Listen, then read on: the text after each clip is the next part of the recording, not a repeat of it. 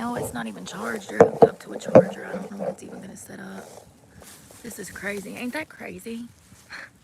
72 gigs of data on this phone. 60, what was it, 62, 64 gigs of data on that phone, and neither one of the phones will work. And they're Boost Mobile. And like, if you've been here for a while, you know I've had this struggle since the start of my channel. The Verizon Wireless is a prepaid phone that you can get for like $99, plus the card is like $65 or $70. And that's the initial... My phone's doing something weird. That's the initial startup cost.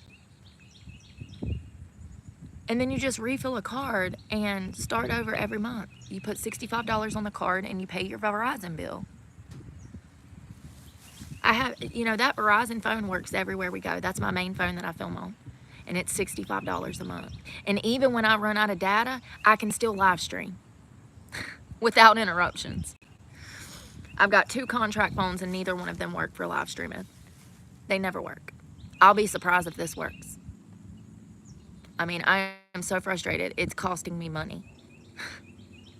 Yesterday, I could have filmed for 4 to 6 hours more than I did, but my phones, I didn't have a phone to do so. It's been like that every day. Every day. It's just nonstop. It's frustrating. It really is. You know, I've got to have a new bank account in order to set up a new phone. Actually, what I'm going to do is I'm going to go to Verizon and make negotiations. I'm a content creator that gets millions of views every single month, and I need help. So,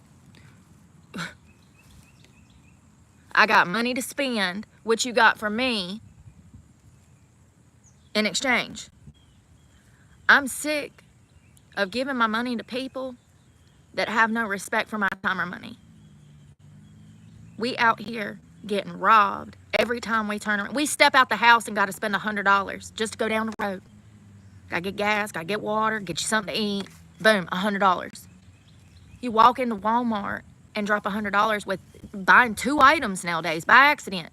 Get a supplement and a phone card. Boom, 120 bucks. I am sick of giving my money to people that don't respect me or my dollar or how hard I work for my dollar or the fact that I am homeless, still spending money that I don't have. So I'm going to walk into Verizon and make demands. Sure am. I'm in content creation and I need phones that work. This is costing me money. What do I need to do? I need phones that work. Their prepaid phone, 10 out of 10 experience. This prepaid phone is a Galaxy. Got it from Walmart, $160 the initial setup. You refill a card every month. I get better service on this phone that is prepaid through Verizon than I've ever got with Boost Mobile, and I've been with them for like 15 years. I have 2 phones with Boost, and neither one of them work. Neither one of them work. Just check the data on this. I have 72 gigs of data on this phone. It is 5G, a brand new Apple. And I cannot even send out a text message in the middle of a city.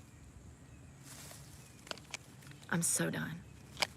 I've been saying that for a year because I'm scared to switch. But you know, I'm starting to come to my senses with this business, and I'm starting to understand content creation on a different level. I came into this wanting to help others and not thinking about profit or how I could use this platform to help me and aid in my situation. I came here with the sole intention of talking about things that matter to bring awareness to them in hopes of helping other people in my situation feel better and guide them in the right direction to get themselves out of a bad situation, right? I never came to YouTube looking to make money. It was an accident.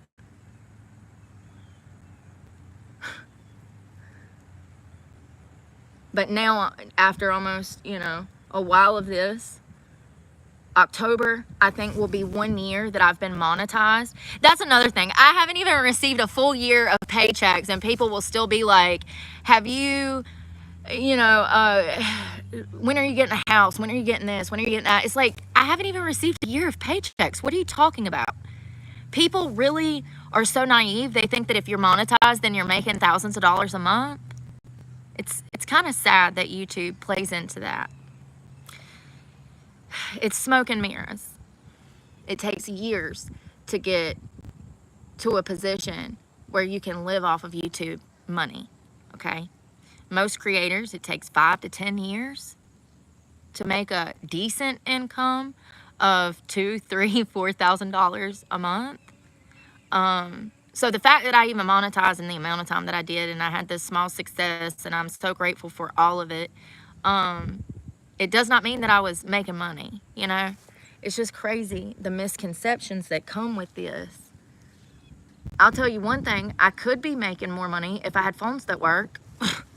I mean, it's been a struggle. But I guess what I was about to say is that I'm coming into my position as a content creator more, and I'm learning how to ask for things. Apparently, that's part of this job. Apparently, I'm supposed to go to companies that I identify with or appreciate, or I use their products. I'm supposed to go to them, and I'm supposed to say, hey, can I have a brands deal? I love your products. I want to shout you guys out. Can y'all pay me and send me some of your products? That's my job in content creation, is to go and ask for handouts so that I can get brands deals. I'm starting to learn about these things more. Donations is another stream of income. I guess I'm starting to understand the business more, and in that, I want to use what I have to my advantage to bargain with people that I am going to have to be dealing with in order to support my business. It is imperative for me to have a cell phone and data so that I can work. You know, my survival literally depends on it at this point. So, you know, to give my money to Boost Mobile for the 15 years approximately that I have, you know, and they were wonderful up until COVID. I don't know what happened with COVID, but all systems are down, honey. Nothing works like it used to work. I mean, is it any surprise that, you know, we all switched to 5G and the service got worse? No, it's not. They don't know what they're doing. Now they're telling us that we're going to have power outages and blackouts across the United States.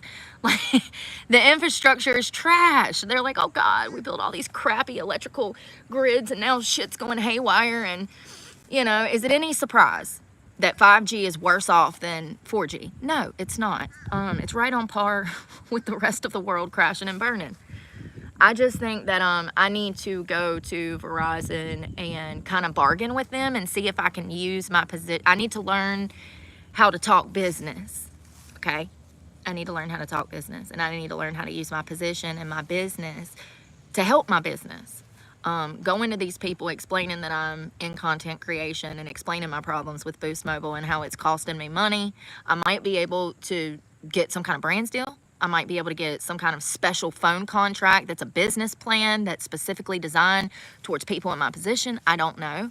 But this is something that I plan to do this week. I also got to get a new bank account. I got a lot to do this week, a whole lot.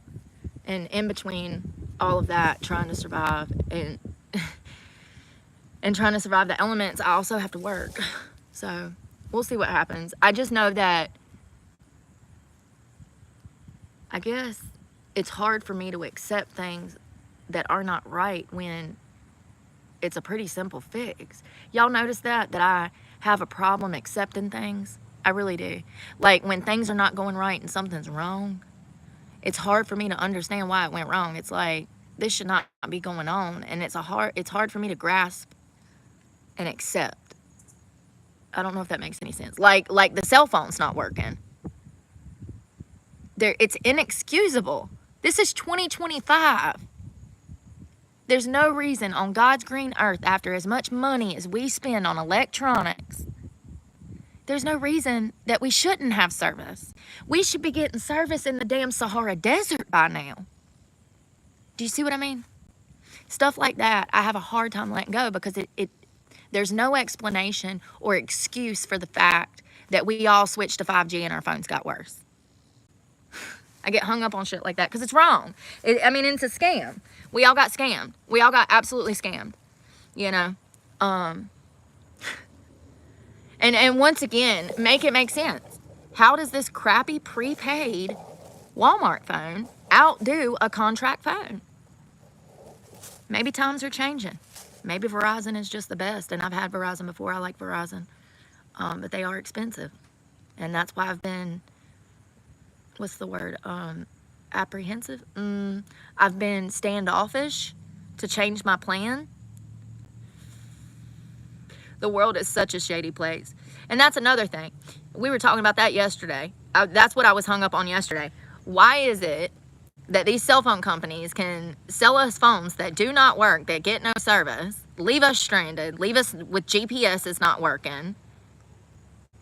That's a scam. When you offer something, it'd be like a restaurant saying, oh, we got a filet mignon on special tonight. And then you get there and you order their special and they bring you out a piece of chicken. You've been duped.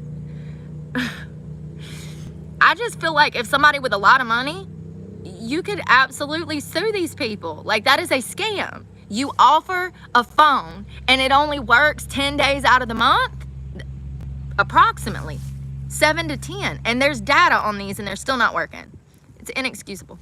And I'm telling you, if somebody got pissed enough like I am, if I had the money, I would have done sued Boost Mobile. I want all my money back. Y'all done left me stranded, put me in a horrible situation more than once. I mean, one time I got stuck in Charleston and I didn't know what to do. My phones were not working. And I was on these bridges, going back over these bridges, and you know, all these bridges. I'm sorry you don't have a brain. So, y'all want me to turn it back on to fan funding, huh? Fan funding? Is that what we want, fan funding? Why are there so many children in the chat? Where are all the adults today? Like, I mean, every day. Like, sometimes I'll have some of my regular followers in here and they'll jump in. They have, you know, brain cells to rub together. But for the most part, in recent months, it's just a bunch of degenerate people. Is it the heat? They hate themselves that bad? Is it the heat?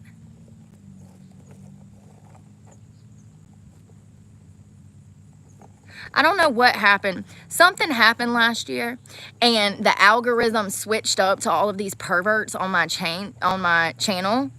And it's so exhausting. But I want the women and the men that are good men, I want you to pay attention to the way that these men are. I mean, it's really concerning for the future of women, you know, the lack of respect, the complete disregard, the sexual harassment, you know, it's crazy. It really is. I don't know why the algorithm, isn't it crazy that a sex trafficking victim gets all of these perverts over here? I don't know what happened last year, but something happened where the algorithm switched up and all of a sudden it's just all these perverts. It's crazy. I'm like literally fighting tooth and nail all day. I mean, I'm fighting motherfuckers out here. I'm fighting them on the internet. I'm fighting them over here. I mean, I just got the shit end of the stick for being a good person. This is not helping people. Watching this shit is not helping people want to come towards the light, honey. They're watching my life fucking implode for doing the right things. That's scary. That's absolutely scary. You're right about the updates taking up all the storage so that you then have to buy a new phone. It's a joke. Ha ha ha. You know what? I was in Boost Mobile about 6 months ago. The phone that I'm streaming on now, which is my phone that I've had since 2019. She says, oh, let me see your phone. And I'm always weary about them touching my phone because this is my livelihood and I don't trust them people. They sketchy as hell up in there. I had a bitch at T-Mobile with $10,000 worth of veneers in her mouth try to scam me when they had a special. There was literally a special. You could switch from your provider to T-Mobile and get a free phone, right? So I walk up in T-Mobile, ready to switch, and this lady tells me it's going to be $600. Y'all, I wanted to yoke her from behind the counter and knock every single one of them George Washington teeth out of her damn mouth for lying to me. But I didn't, because I'm a changed woman of God. I walked out of there. And I remember when that happened, we were in Jacksonville, and I told you guys about it. Oh, but months prior, we went to a different store in Winston-Salem, North Carolina in the mall, and the same situation. It was they were running a promo. I don't remember what company, but I filmed it all. We went over there, and I was going to switch plans, and she was trying to say that it was going to be like $400 or $500 for me to start a phone plan when they actually had a promo for the month to switch for free. So I've actually almost been scammed twice in cell phone places since COVID. And the last time I went into Boost, she said, let me see your phone. I said, I'm not getting service. My phones are not working. They've heard the same thing for 10 years. They've heard it for 10 years. Once a month, I have to stop in there. My phones are not working. This is my livelihood. I just paid my bill. It says I have 70 gigs of data.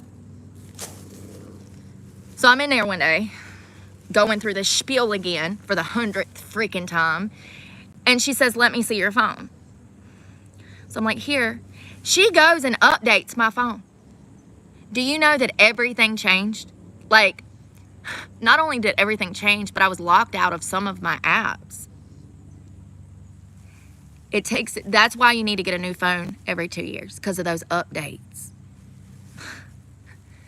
It's all a freaking scam. You know, these phones are made to last 10, 15 years. When we first had a flip phone back in the day before touchscreen phones, those flip phones would last us 5, 6 years as long as we didn't drop them in the toilet or lose it at a damn rave. Don't make no sense. It really infuriates me. It's just one of the many things in our country that is being used to scam us. And it's really one of the most detrimental things in our homes at the same time. Ain't it sad?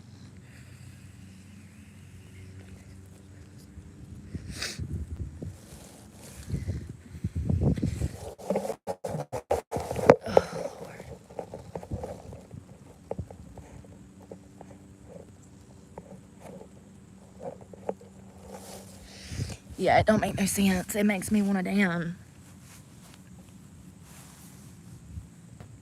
put a satellite on my head. Oh, God. Y'all, my knees and everything is bruised from where that accident. I'm trying to get in the sun. Trying to get in the sun. Trying to get in the sun. I work every day. Thank you for supporting my channel. Hello. Happy afternoon. Happy Sunday. Y'all, I did not want to get up this morning. I almost didn't come out the woods, if I'm being honest. I've been in a small depression, probably from food and, you know, eating that crappy food. That's what it does to you. That's what it was designed to do to you. Oh, thank you. I'm missing part of it right there. It's okay. It could have been worse. It could have been a lot worse. I'm trying to get my legs tan because the back of them's like white, which is really sad. The front is like tan and then the back is white.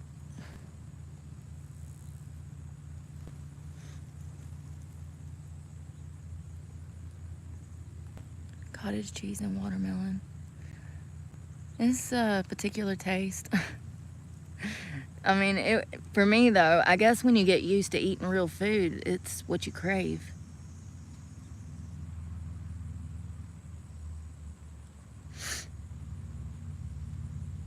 Butter and sugar is good, but like once you stop eating it, you don't want it again. You know?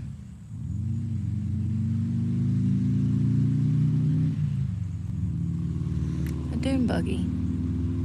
I need a clip for my hair, y'all. It's hot. It's getting hot in the sun.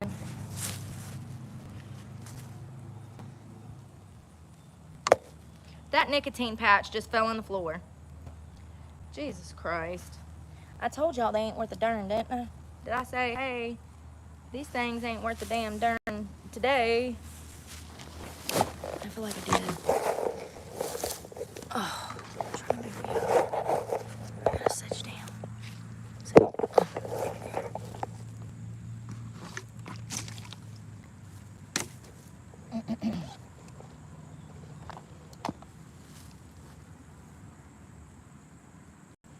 I know one thing. I'm gonna sleep good tonight because I ain't felt good for days. 2-3 days. Maybe it's the accident. Maybe it was just the accident. Oh. Cheers. Don't drink. That's bad for you. Oh. Only drink when you're bleeding badly. You gotta faint. finger hanging off an ear, broke a toe, ruined your elbow.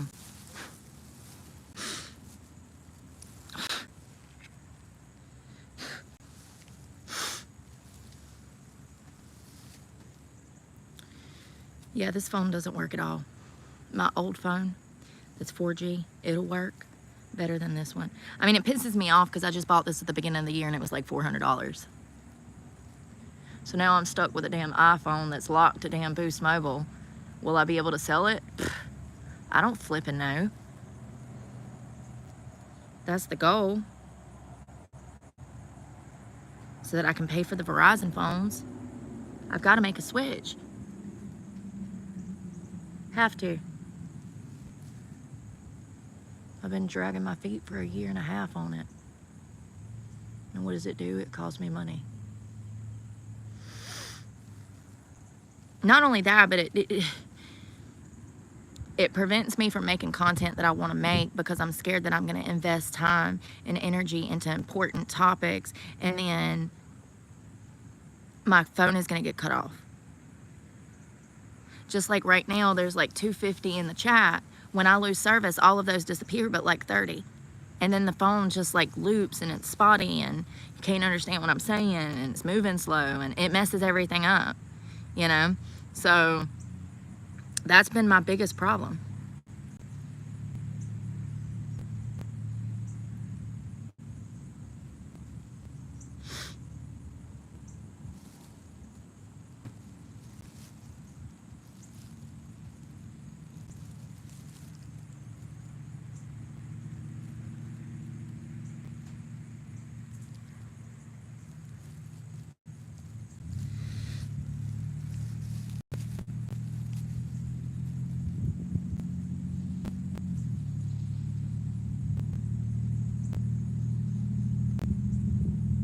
Oh, my arm.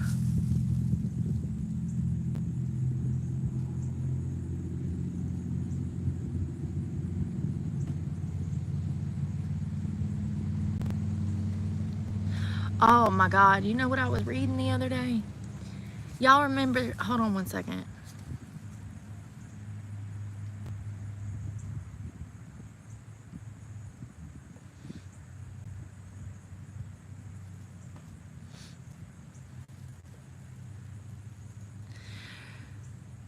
Do y'all remember that girl that shot up that school a few months ago? It was a school shooting. It was last year in December. Her name was, it was the Abundant Life Christian School in Madison, Wisconsin. The shooter was identified as 15-year-old Natalie Rupno. She also went by the name Samantha. She was a student at the school and died from a self-inflicted gunshot wound. 2 people were killed in the shooting, a student and a teacher, and 6 others.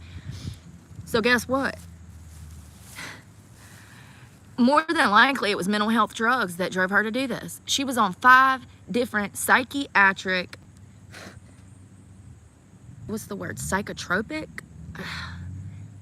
She was on major, heavy drugs, heavy drugs, multiple antidepressants. Hold on one second. I don't know if it's this phone or that phone. It's that phone. Hold on one second.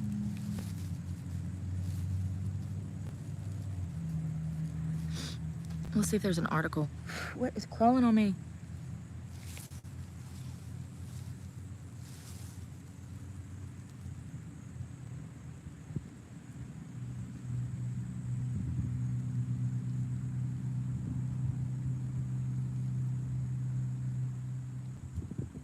You can't even find anything on it. How does people freaking find stuff if you can't find nothing on it?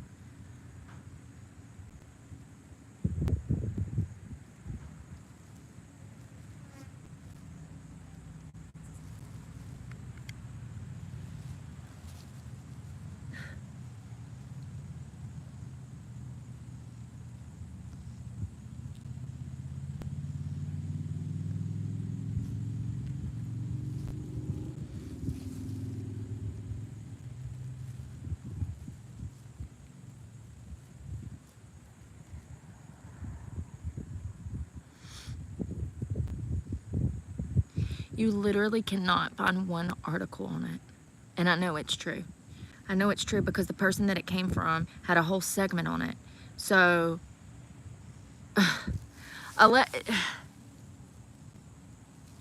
this is why, in my opinion, social media and commentators are so important. I see so many commentators that are doing the jobs of journalists now. Matt Walsh, hold on one second, has a segment where he breaks down all of the drugs that this girl Natalie was on before she committed this mass shooting at the Christian Abundant Life School. Not only was, let me see if I can figure out what meds it was heavy shit. We're talking a fixer, we're talking Ativan, which is a mild dose of Xanax. Who gives a child Ativan? That's Xanax. It's the same thing. You take enough of it and it'll be the last time you ever take it, just like Xanax. She was 15 on 5, 6 different mental health drugs. You know? Hold on one second. I want to see if it says in the title what she was on. So it was his last video. I would recommend y'all go watch it. Hey, Jeffrey. So glad to see you back. I hope you're doing well. Thank you again, Jeffrey Lawson. I needed somewhere to live. Hold on one second.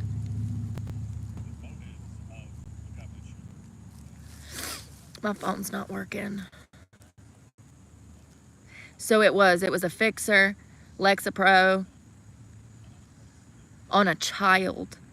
Listen, I don't know if any of y'all ever took this stuff, but I have, and it's an out-of-body experience, especially when they first put you on it and they don't know how to control the dosage and they don't know exactly how much you need. You're subject to taking too much or not enough, and there's this game that they play for weeks trying to get these medication dosages right, and the entire time they're telling you, oh, your body just needs to adjust. It's temporary for your hair to be falling out, for you to be nauseous, have no energy, be constipated, and be depressed. It's fine. It's temporary, you know. And these are antidepressants. They're SSRIs. They're supposed to prevent you from being depressed. And sometimes they make patients even worse. So let me see here.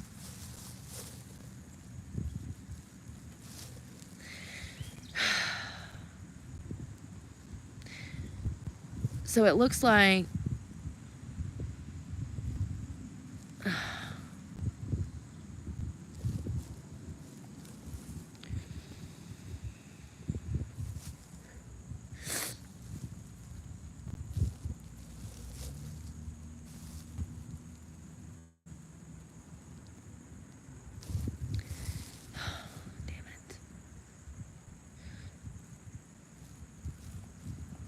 so when they searched her house, they found 4 or 5 prescription bottles. They found out that they actually obtained a search warrant for the Vanderbilt University Medical Center, where Audrey Hale was a 22-year mental health patient. She had been being prescribed medicine and seeing psychiatrists and clinicals for 22 years. How? Hold on. Wait a second.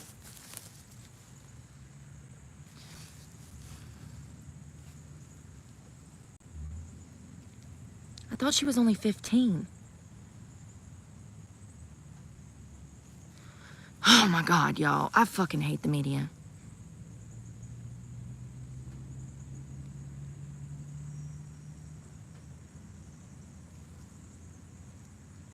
Why are they calling her Rupa? Audrey Hale. So Audrey Hale shot up the Covenant School. Natalie Rupa shot up the Christian Academy, the Abundant Christian Academy. Hold on one second. So Audrey Hale, she's the one that was shot on church property, right? Or school property. Yes. She was gunned down by police leaving. So this is the, I'm sorry. These things are difficult because the media doesn't know how to, you know. Google don't know how to differentiate against these stories either. So it looks like she attended the Covenant School in the early 2000s from kindergarten through 4th grade. She was a former student there, but more than 16 years after leaving the school, she targeted the school.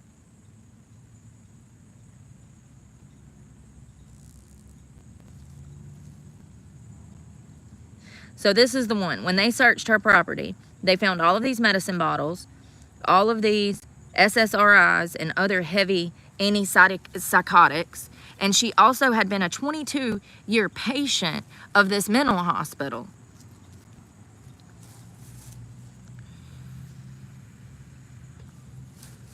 She had medication prescribed to her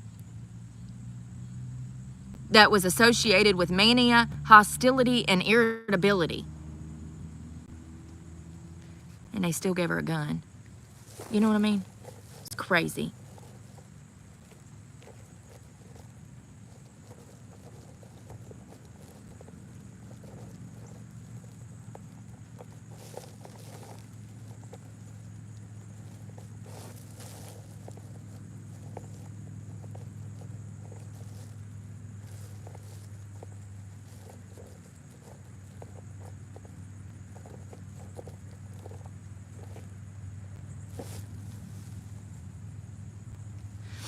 So Brisprune, I've been on that before. So it looks like she was prescribed the anti-anxiety medication it's Buspirone. That's some heavy shit. She was also prescribed the antidepressant Lexapro. Are you supposed to mix Lexapro and Effexor together? Effexor? A lot of those things you're not supposed to mix together, and I see so many clinicals prescribing shit that should not be mixed. Nor do they tell their Ativan and Xanax patients that they shouldn't be drinking. The amount of medical malpractice in this country is unbelievable. It would blow your mind. It would blow your mind. It's all for money.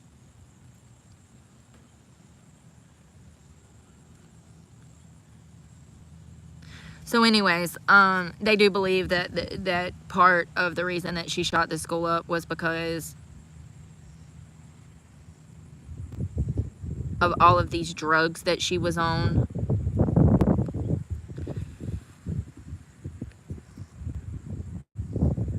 Listen to this comment section.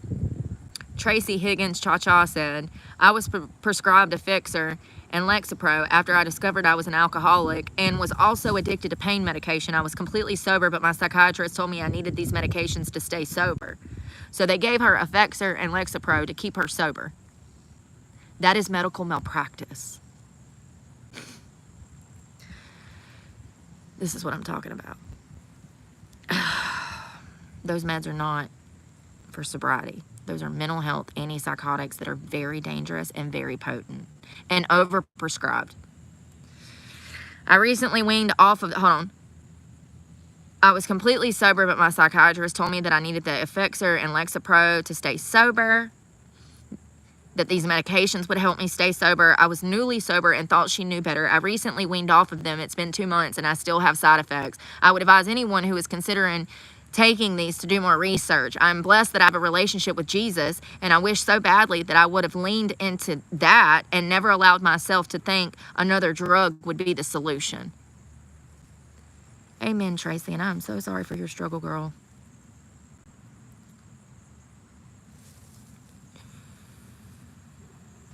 Listen to this. Hit with truth 1 day ago.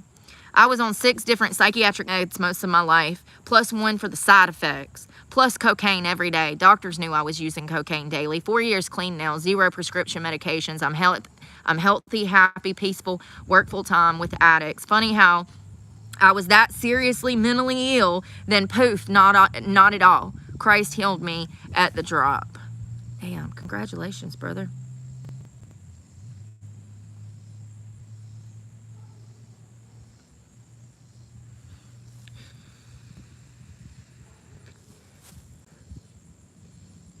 Oh, wow. These people in the comment section are breaking my heart today, y'all. Everybody has a victim story of how they were victimized by Big Farm. A wife interrupted said yesterday, I got sucked into the system after my 45-year-old husband died. Within a few years, I was up to 4 different medications and all the side effects that come with it. It took another 3 years for me to get off of all of that against doctor's orders. What I really needed was permission to grieve for my husband. Girl. Ain't that sad? You ain't got time to grieve. It's the modern world. You got bills to pay. You got 2 jobs to work. And we live in a soulless, heartless, empatheticless. I need to find out if that's even a word. I use that quite a bit, and I don't even know empatheticless. I do make up my own words. Brookanese is what I speak. Brookanese.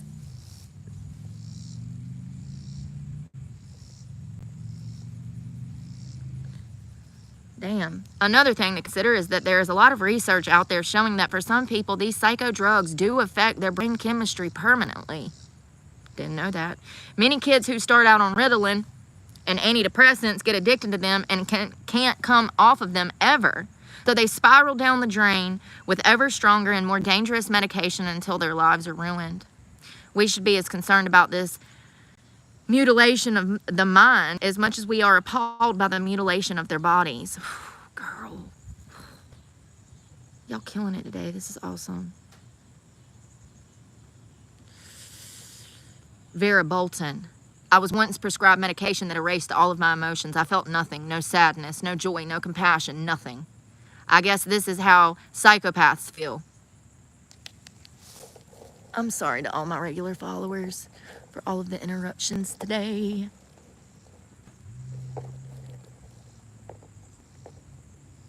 Oh,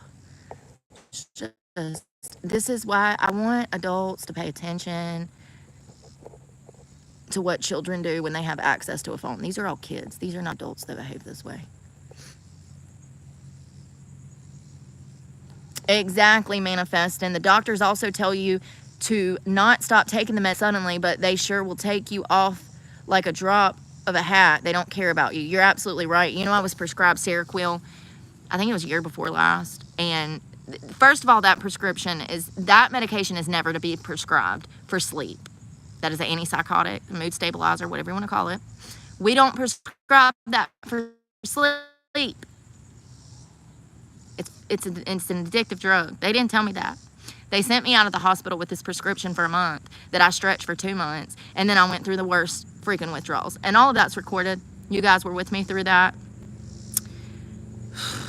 Yeah, and then I did some research and found out that drug should have never been prescribed to me because I'm not bipolar. I don't have schizophrenia. There's no reason that it should have been prescribed for sleep, and it was prescribed for sleep. And did they tell me that I was going to have physical withdrawals when I ran out? No. They were hoping that I spiraled and crashed and come walking back through the ER door for another script. Felt so violated. But I already had a history with that hospital, so I should have knew what it was before I even went in there. UNC Chapel Hill is bought and paid for. They have been for years. They are one of the most liberal freaking hospitals in this entire state. It's sad that people do not understand what medical malpractice is. This is why talking about these things are so important, so that we understand our rights. It is illegal to put a patient, it is medical malpractice to put a patient on a medication and not warn them about the side effects, the long-term side effects, and the physical withdrawals of that medication. To not disclose that information, in my opinion, is medical malpractice. And that goes on every day in this country. So,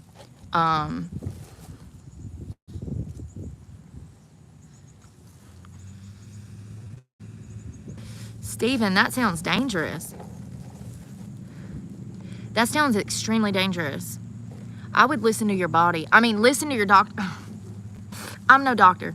You probably need to listen to your doctor, but you also have to be your own advocate, because these people are about making money. They're not about making you feel better. I know somebody that's had 2 back surgeries, and when I asked them, your back feel better? They say, no, it feels worse than ever, and the doctor suggested another back surgery. And I said, you know they're milking you for money at this point, right? And he's like, yeah. It's like the Luigi Mangoni situation. I do not believe that, and I'm not a medical provider. I did not go to medical school. But something tells me that that 20-year-old child did not need a major back surgery like he received. Luigi Mangoni. In my opinion, he was a victim of medical malpractice. They sold him a back surgery because they wanted to milk mom and daddy's insurance. It's as simple as that. People have died for less. People died for less. But it's crazy because it's not about the patient. It's not about patient care. It's about money. And you need to be your own advocate. If you feel weird and you feel like you're about to die from something they put you on, you need to trust your body because they're not taking the damn medications, and most of them have never took those medications. So you can tell them what the side effects are, but they don't understand. They don't comprehend. They can't put themselves in your shoes. You've got to trust your body. I hate Big Pharma. I hate Big Pharma. Medication is over prescribed. Mental health diagnoses are over prescribed or diagnosed.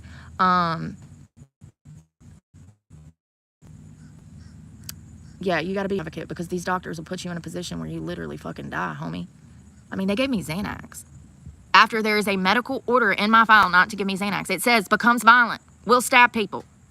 The one and only time she ever took Xanax, she stabbed 2 girls.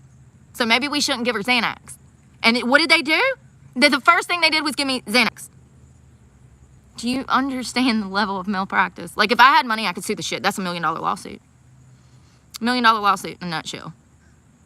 Not only did they put my future on the line when they gave me Xanax, but they could have ruined everything for me. All my hard work, my recovery. We don't give heroin addicts Xanax. That's a no-no. It's a big no-no in the recovery world. It's just crazy. That was UNC Chapel Hill, homie. Best hospital in the state. Almost fucking ruined my recovery. Trying to send me home with Xanax. I don't remember 7 days. There's a video on that somewhere, and it probably says the medical malpractice that I was subjected to. I think it was Christmas of 23 when we went through that. Yeah, that was fucking crazy. Yeah, be your own advocate. Be your own advocate.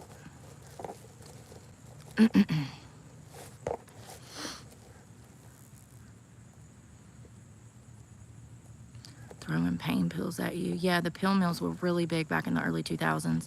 Everybody was traveling to Florida to get pills and stuff, multiple scripts. It was bad. It was really bad.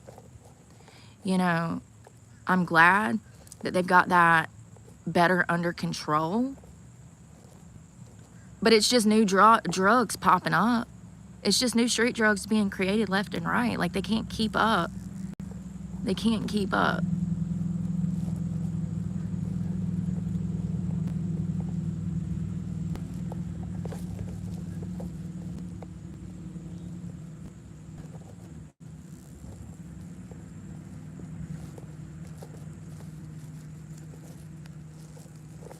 Sorry, I'm actually working today. I don't want to. I don't want to do this.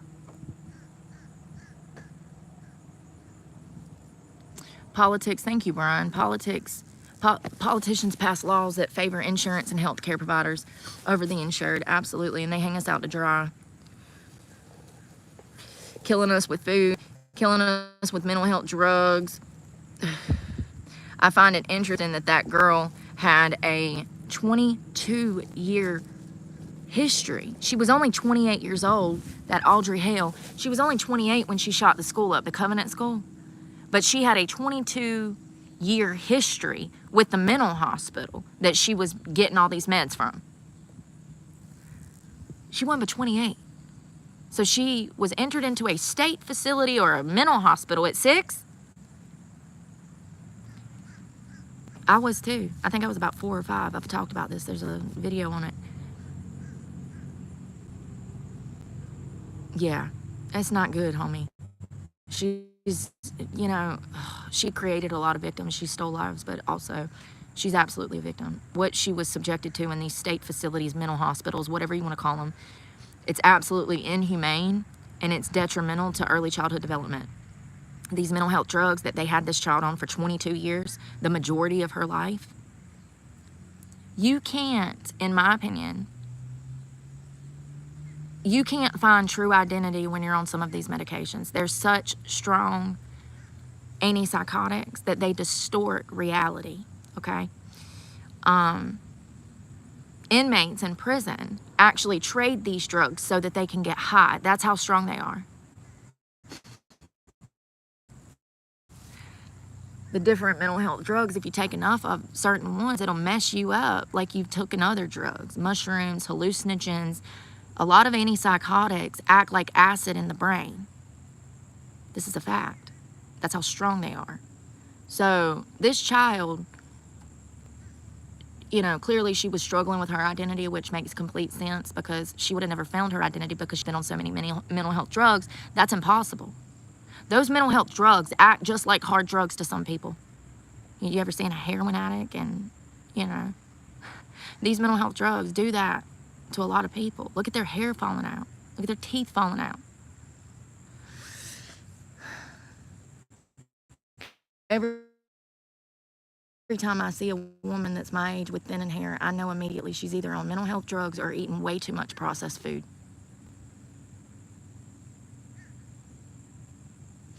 Eczema, you know, processed food. Anyways, it's really disturbing. I don't feel bad for her at all. I mean, I feel bad for her upbringing because I can kind of assume what she was subjected to being a 22-year patient of these facilities in and out. But I just want to be clear that, in my opinion, I agree with Matt on this one, that those drugs absolutely were one of the leading causes that led her to committing this shooting. I'm not blaming her actions on the drugs. I'm just saying that she was not in her right frame of mind at all. I don't think probably she had ever been in a good place. It sounds like she was in constant therapy, constantly switching drugs, constantly upping medications. It sounds like she probably maybe should have been hospitalized for a longer period of time, or maybe gotten a higher level of care. The drugs didn't help. The drugs didn't help at all. And it would be like, you know how like heroin addicts, when they start using drugs, they stop developing. I don't know if I've ever explained this, but this is a good time to do it. So let's say that you're 18 years old and you decide that you're going to go start smoking crack. Well, you actually stop developing. It stunts your development psychologically, emotionally, mentally. You stop. So let's say you get clean off of crack at 30. Well, you have the emotional intelligence of an 18-year-old because you stopped your development the moment that you started smoking crack. These mental health drugs, in my opinion, act the same way in the brain and in the system, where they stop development, the self, because the drugs are preventing you from doing that, just like they would a heroin addict or somebody that's smoking crack. Do you see what I'm saying? So clearly, you know, I mean, and we can tell that she had no sense of identity. She was going through a lot. Those drugs play a huge part, and in my opinion, it's the main, you know, of course, she clearly had a grievance to air out and an axe to grind, and I just think that those drugs had a lot to do with that. We need to be careful when we put these children on these medications. I don't think children need medications. I think that there needs to be laws passed that we can't put these children on medications until, I don't know, they're murdering people. Why is the answer to hyperactivity Ritalin or Adderall kind of psychiatric med? Why isn't the answer throwing them on a playground and letting them wear themselves out?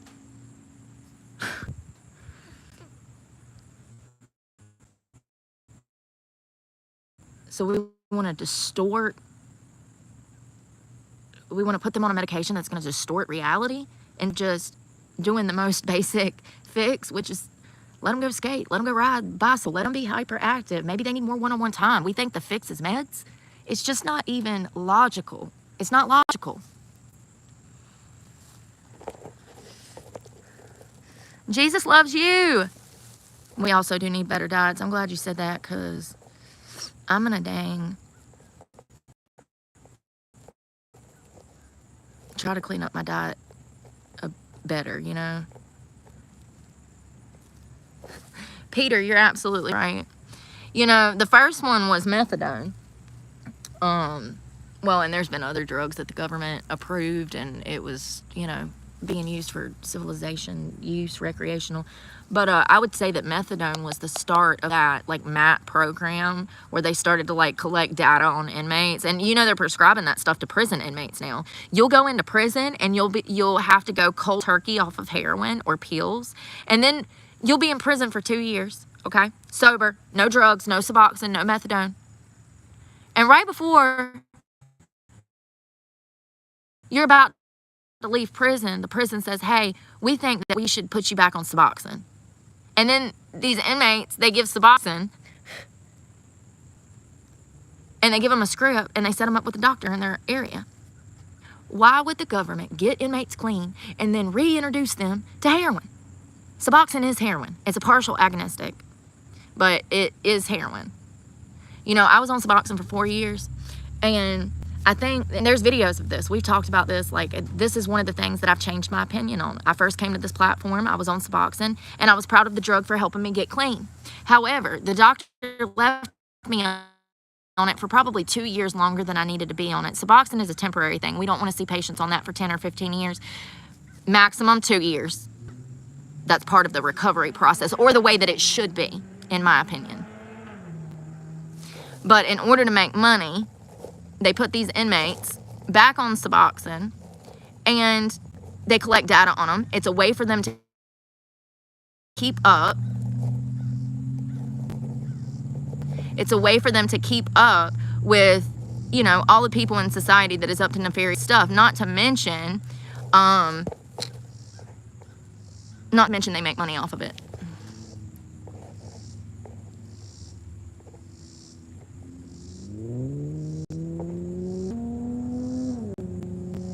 Now she's a wreck. I'm sorry. Suboxone is government heroin. You're absolutely right. You know, I advise people over here to go cold turkey. I understand people have lives. The great thing about Suboxone is that it gets you over the hump so that you can focus sobriety.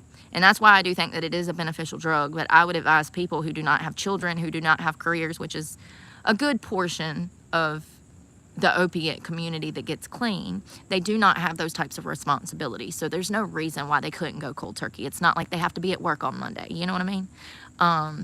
Yeah. So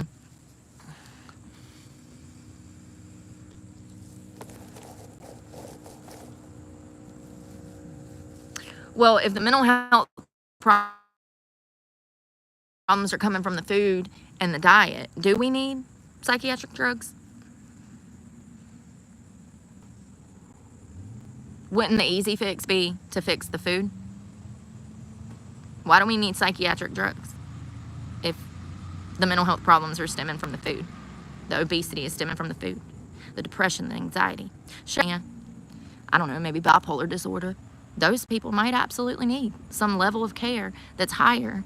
But when we're talking about depression, anxiety, that stuff is stemming from the food. It's stemming from the diet. Stemming from a proper diet. I know that for a fact. I think that and I'm even cautious about saying that because they say that certain people were schizophrenic, like Ed Gein and Ted Kaczynski, and they were not, in my opinion. So I don't know. I take everything, you know, most clinicals are leftist, right? Do you know that? They did a poll. I think it was like 70 or 80% of clinical psychologists are leftist. A lot of women in there too. A lot of lefties women over here, wokeism, you know, and that's part of the money making machine. That's the way that the leftists think, you know. More drugs, more doctor's visits, more therapy, sex changes, hormones, any way that they can make money, they will.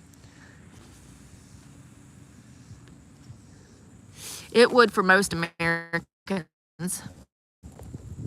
I would say around 75 to 95% of Americans would feel better after 30 days. And it would clear up most of their problems.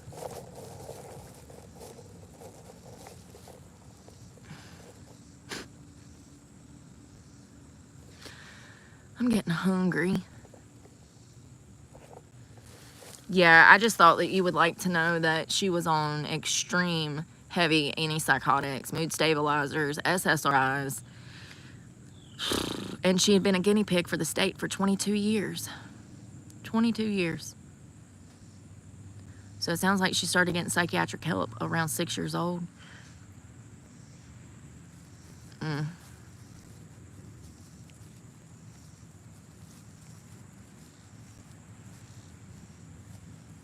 I always hate it when they die because I always want to damn interrogate them. I got so many questions for her. Like, what happened? Why did she start having behavioral problems at 6 years old and then she was hospitalized? It must have been bad. When we see children get hospitalized like that, it's usually from behavioral problems. They're aggressive at school. They won't sit in their chair. I mean, it goes past that. Like, the parents are getting a call every day. The kid is a disturbance to the point that, I mean, if they were an adult, they could be charged for whatever they've done legally in a court of law. You know, like these problems with children that go into these psychiatric hospitals, this is from personal experience, they have extreme behavioral problems. So I'm wondering what led to Audrey being hospitalized at such a young age. Something must have been going on in her home. There's nothing online. I've already looked. Something had to have been going on, whether it was divorce, sexual abuse, I don't know. It's children are innocent. They only know what they're taught. The behaviors that they display are usually learned behaviors, and I just cannot believe that people are born evil. I do believe that Audrey probably had a rough life. For her to be hospitalized at such a young age tells me that she probably had a lot of behavioral problems, which stemmed from some. Children are just not going to come out the womb ready to kill people and starting fights in kindergarten and pre-K and having, you know, displays of sexual curiosity. There's so many behavioral problems that children have that we see end up in these psychiatric settings at a young age.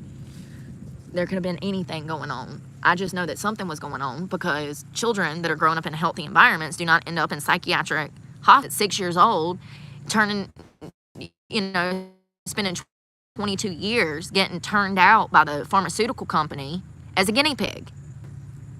It's a miracle that I'm even able to talk about half of the stuff that I can talk about after what I went through. I went exactly through what she went through.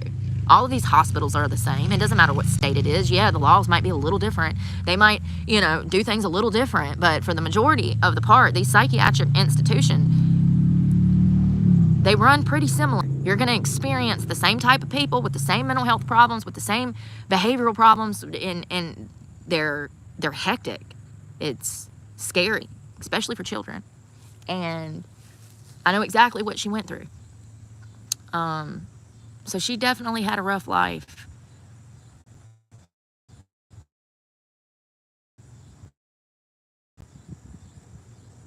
And I absolutely feel like those mental health drugs, they were one of the many things that led to her killing children teachers. There's a good chance if she wasn't on that shit, it would have never happened, in my opinion, but we can't be for sure. We can't be for sure.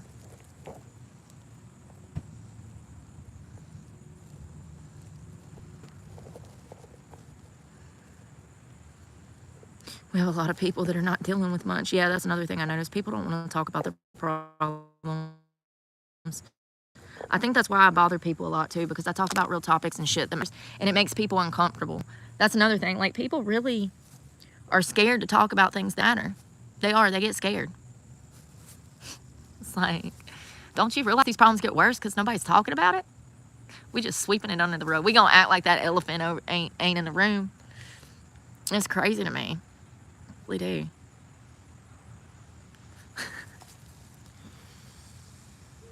Yeah, those mental health drugs, that's another thing. They cause suicidal tendencies. That's another huge one. Oh, God, y'all, these shorts. Suicidal tendencies and SSRIs are ridiculous. You know, we got soldiers that come home from war. They got PTSD.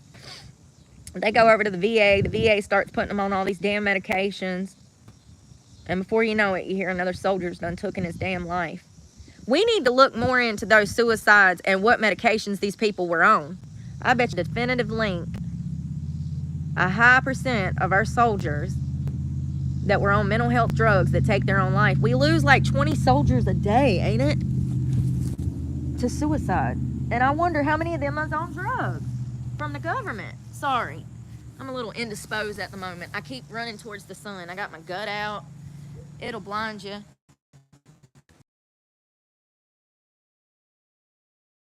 Where's my glasses? Oh. Okay. Candy corn is trying to fix her tan line. Damn it.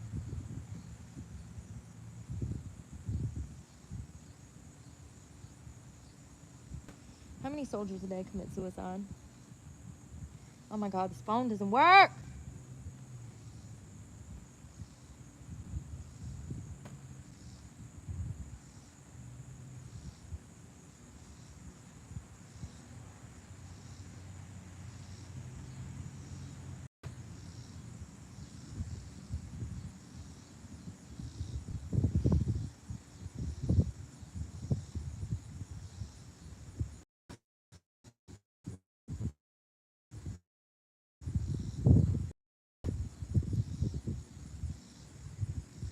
It's 17.6 veterans a day take their own lives. What the hell is that? Ain't that crazy? I wonder what percentage. What percentage of soldiers after being diagnosed with PTSD receive mental health medications? 68%. I'm so fucking done. I don't even want to dig anymore because it's going to make me angry and then I won't be able to sleep.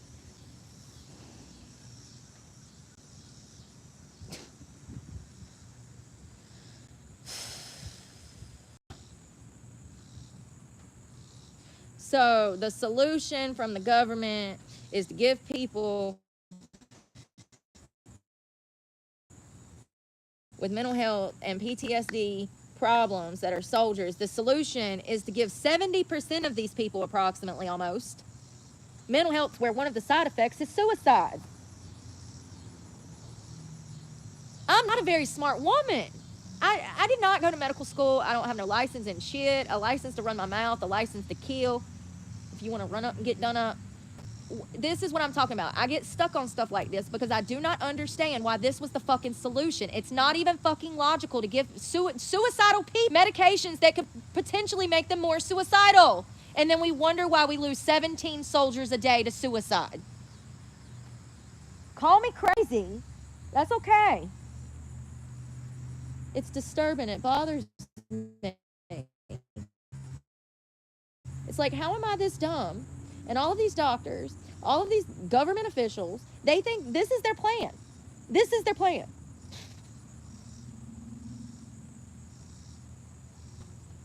Where'd my phone go? This is their plan.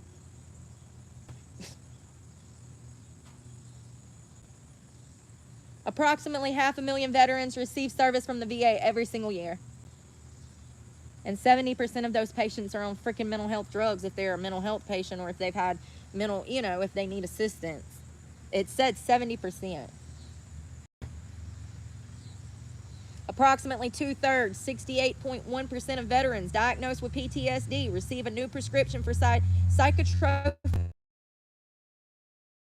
of their diagnosis.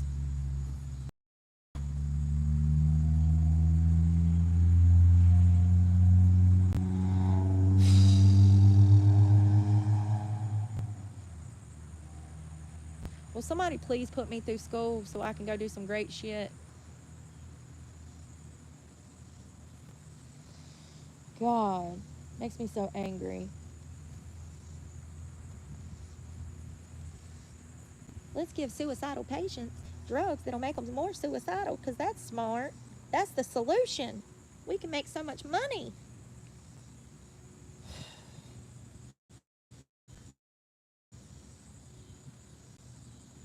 A new study found that veterans diagnosed with PTSD receive some type of pharmacological, pharmacological treatment, and about 79% receive prescriptions for antidepressants, which has a high level of suicide rate. No wonder they're killing themselves. They're being fucking poisoned with goddamn SSRIs. God bless it, Jesus. Listen, once again, I'm not a clinical, I'm not a doctor.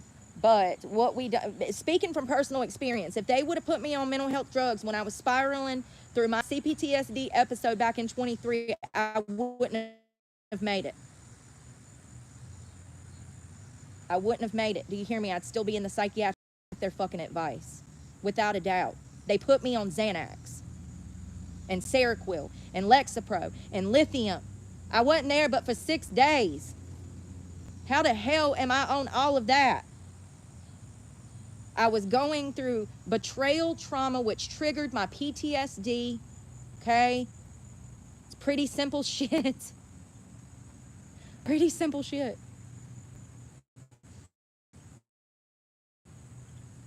The fact that these medical professionals at UNC Hospital could not identify a CPTSD episode is concerning in itself. The level of malpractice that I went, like medical malpractice that I went through. If I was some rich kid from mom and daddy, I'm telling you, what they did to me there was so unprofessional, illegal, unethical, and medical malpractice. I was having a CPTSD episode, and they were treating me like I was a bipolar patient, and I have no history of bipolar disorder, nor am I medically diagnosed with anything of the such. I've had multiple assessments, 2 of which were in the same year. UNC Chapel Hill, when I was in this DSD episode, right? They could not identify what was even going on with me. These are some of the best hospitals in the nation. It's like laughable, man. It's laughable. I wish people knew. I mean, I wish that I could damn put on some of them Ray-Ban spy glasses and go in there and record it, but there's laws against that. HIPAA. So, it's really bad, y'all. It's really bad.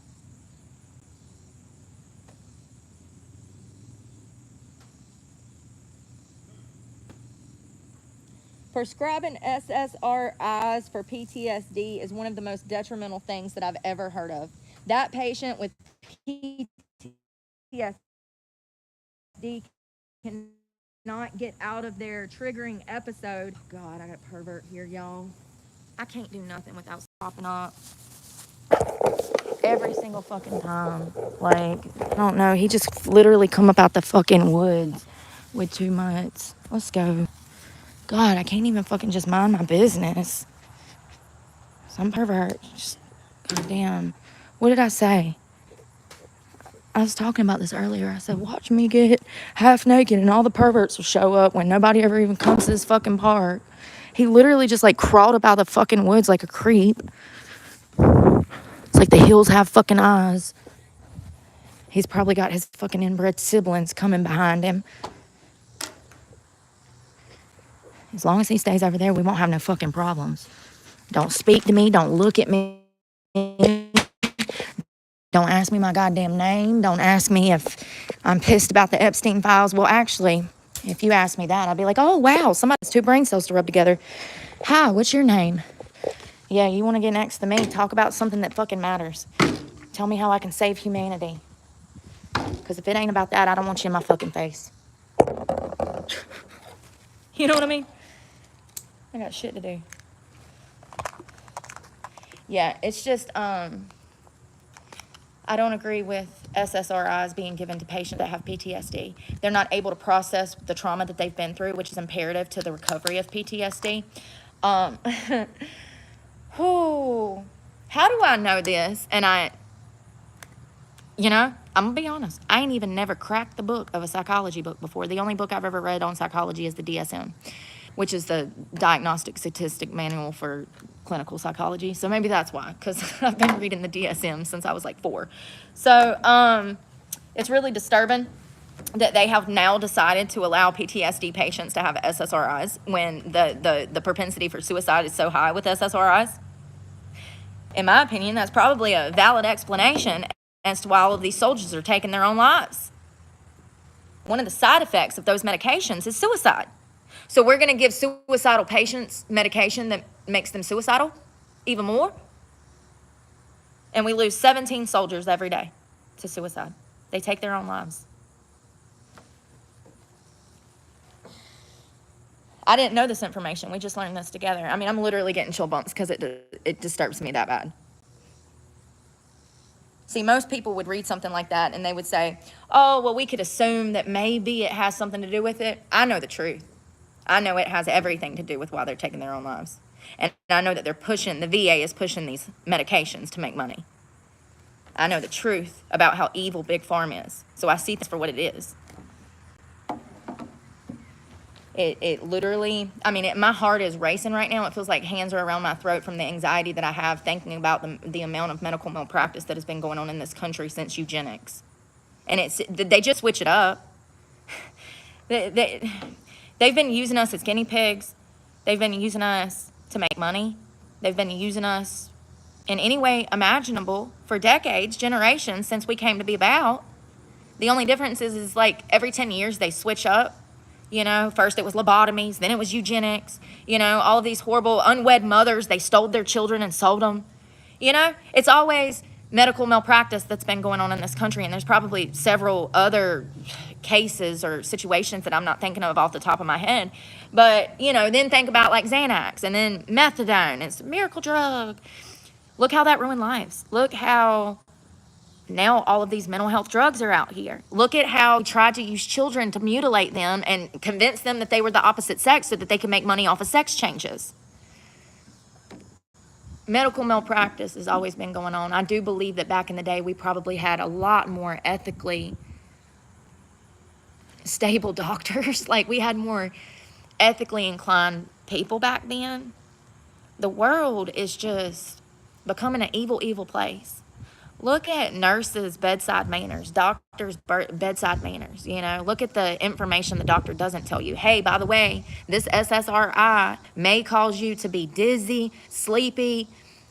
They don't tell you this. They prescribe the medication and they send you on your way. And that is medical malpractice. It is their duty, their ethical duty, to warn you about the side effects, the long-term withdrawal effects, if there are any.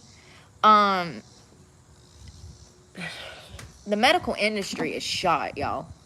It really is. And you know, a lot of hospitals, they're laying off people. Nurses are quitting. Doctors are quitting. You know, I would have to say that probably the majority of the people that are quitting are actually the good people.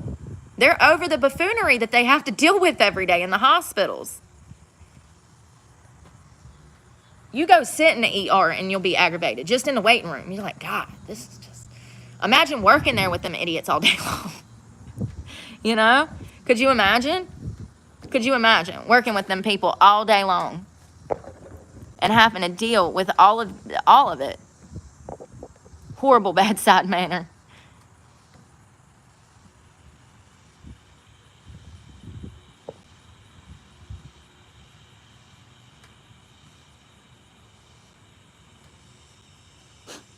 They are drug dealers. They're absolutely drug dealers. And in my opinion, they're poisoning and killing people. I know what they did to me at the hospital was crazy. It literally says in my file, do not give Xanax. Patient becomes violent. Patient has a history of violence on Xanax. And you know the first thing they gave me? Xanax. Why would they do that? Do you understand that that could have made me relapse on heroin? I could have got out of that hospital, called my old drug dealer to come and get me, and been...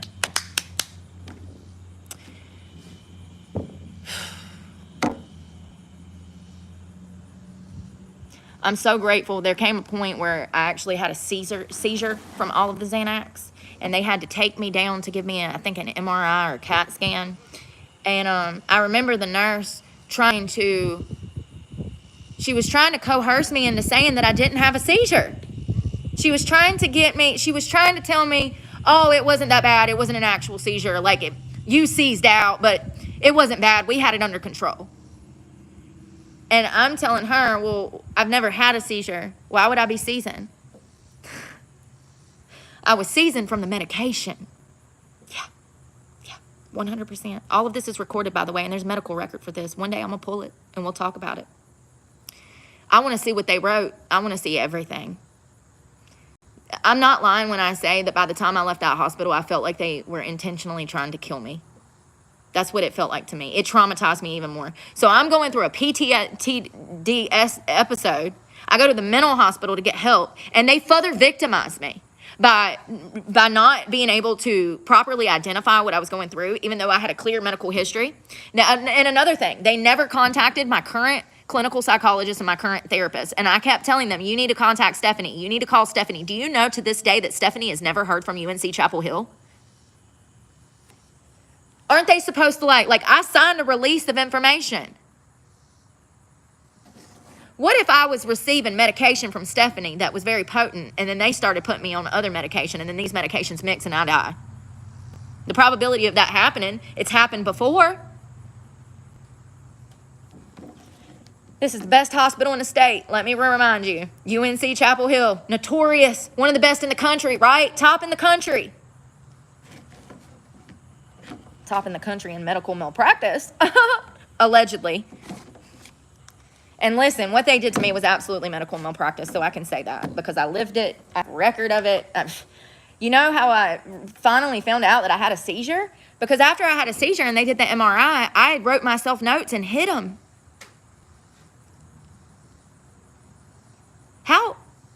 Where was I? Why am I scared hiding notes in a wall from staff on a mental ward? Your guess is as good as mine, but for me to have pulled part of the wall apart to hide paperwork and then put the wall back together, I had to have been pretty scared. I jotted down the entire incident from the seizure and I hid that paperwork. I don't remember doing that. It's crazy. What I went through there is crazy. They had me on so much fucking Ativan. It's crazy. I don't remember nothing. I don't remember half of the stay. What ended the stay was that I had a seizure. And then at some point, we skipped medication. We were down there for hours. And I remember, like I said, the nurse sitting in the room before they put you in the machine. I remember her trying to gaslight me and say that it wasn't that bad. It's like, now looking back, I realized that they were scared because I had a seizure of the medication that they put me on. I could absolutely sue the shit out of them. They almost killed me. Like, that's what they were scared of. That's why they were trying to, like, gaslight me and say, oh, it wasn't that bad.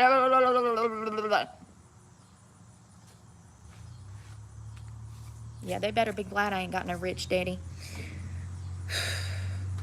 So anyways, I missed medication time, missed dinner time. Next thing I know, we had been down there trying to get this scan for hours. And I don't remember even going down there with the nurse. I remember being in the room with the nurse, and this is around the time 6 days later when I start to come to. I had missed my dose of Xanax.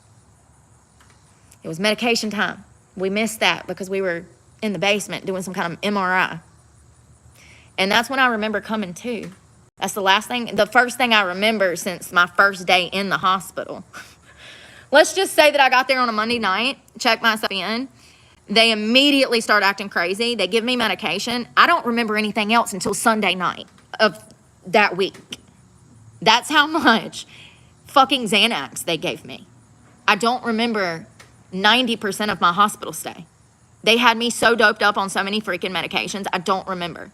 What I have is notes from this incident that I was writing along the way. Thank God I did that because I have some basic concept of what I did while I was there or what took place. So anyways, hypothetically on Sunday night after I missed medication and food, that's when I start coming to. And I remember when that bitch told me it was a week later. I could not believe it. When we got back to the unit, I was going around door to door and asking other patients what day it was. Do you know how scary that is? What if I was raped? I mean, look, chill bumps. Guess we'll never know. I don't think anything like that took place, but I do think that these medications are extremely fucking dangerous. And these doctors and nurses and all these clinicals that prescribe them, they don't take them, because if they took them, then they couldn't be a doctor. You know what I mean? Maybe we shouldn't take advice from people that ain't been down that road before. Like, you ain't never took this shit. You don't know what it does or how it... Yeah, you got your statistical study, but they don't feel the side effects. They don't feel what we feel when we were on the medications, is my point. And they don't take these side effects into account either. Yeah, so that night, they tried to give me medication when I made it back to the unit. And at this point, I'm pissed. Like, I'm cussing people out. Y'all are running some kind of shoddy-ass, crazy-ass hospital over here. What the fuck in the medical malpractice are you trying to do to me? You put my recovery on the line. I could be back out on the street shooting heroin tomorrow because of your poor medical advice. I was losing my shit. And I started demanding for them to let me go. I'm like, I want out. Like, I'm done. Y'all just tried to kill me. You put my recovery on the line. We do not give recovering addicts, opiate addicts, Xanax indefinitely. There's never a reason to give an opiate addict a Xanax. More often than not, it's going to lead to their damn death. And it literally stated in the file, do not give Xanax. It was actually under allergies.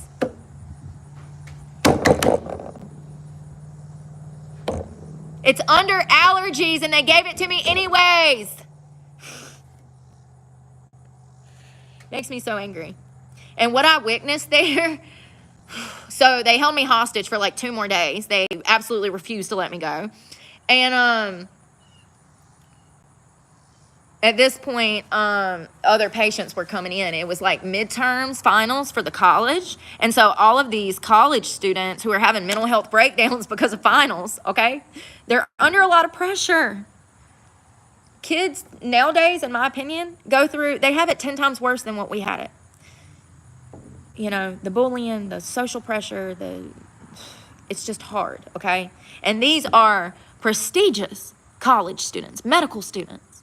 There was a girl and a guy that came in. They were literally spiraling meltdowns, nothing major. They weren't violent. They were just depressed, riddled with anxiety, can't function, can't get out of bed, too much on their shoulders.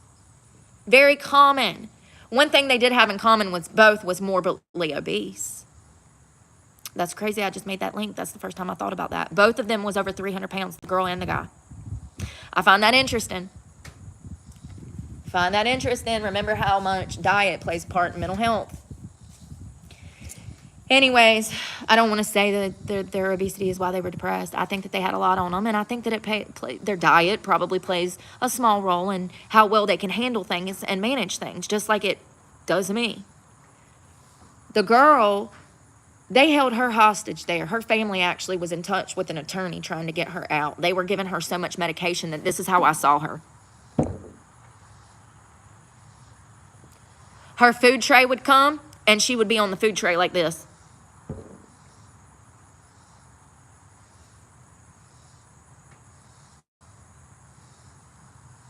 Her family was trying to get her out of there, and they just kept giving her more drugs, and she was completely incapacitated. Can't make this shit up. And all she had was depression and anxiety. You think horse tranking her is the answer? I think she needs to talk. Because when she was coherent, she was talking to me. She opened up to me.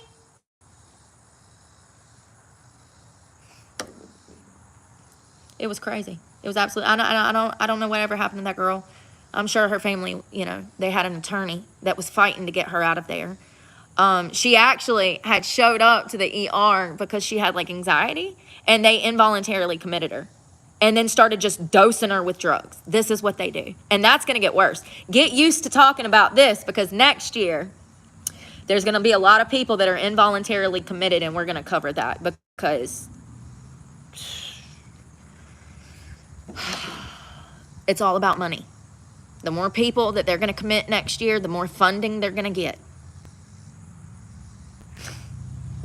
That new homeless executive order is really going to help people out.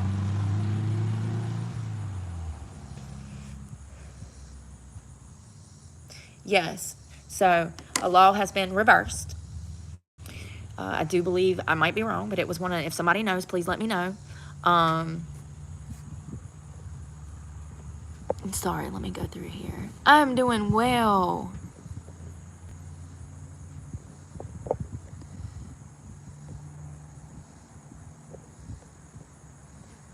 Oh, God. Hello. That means me. Please don't commit me. Yes, Eric.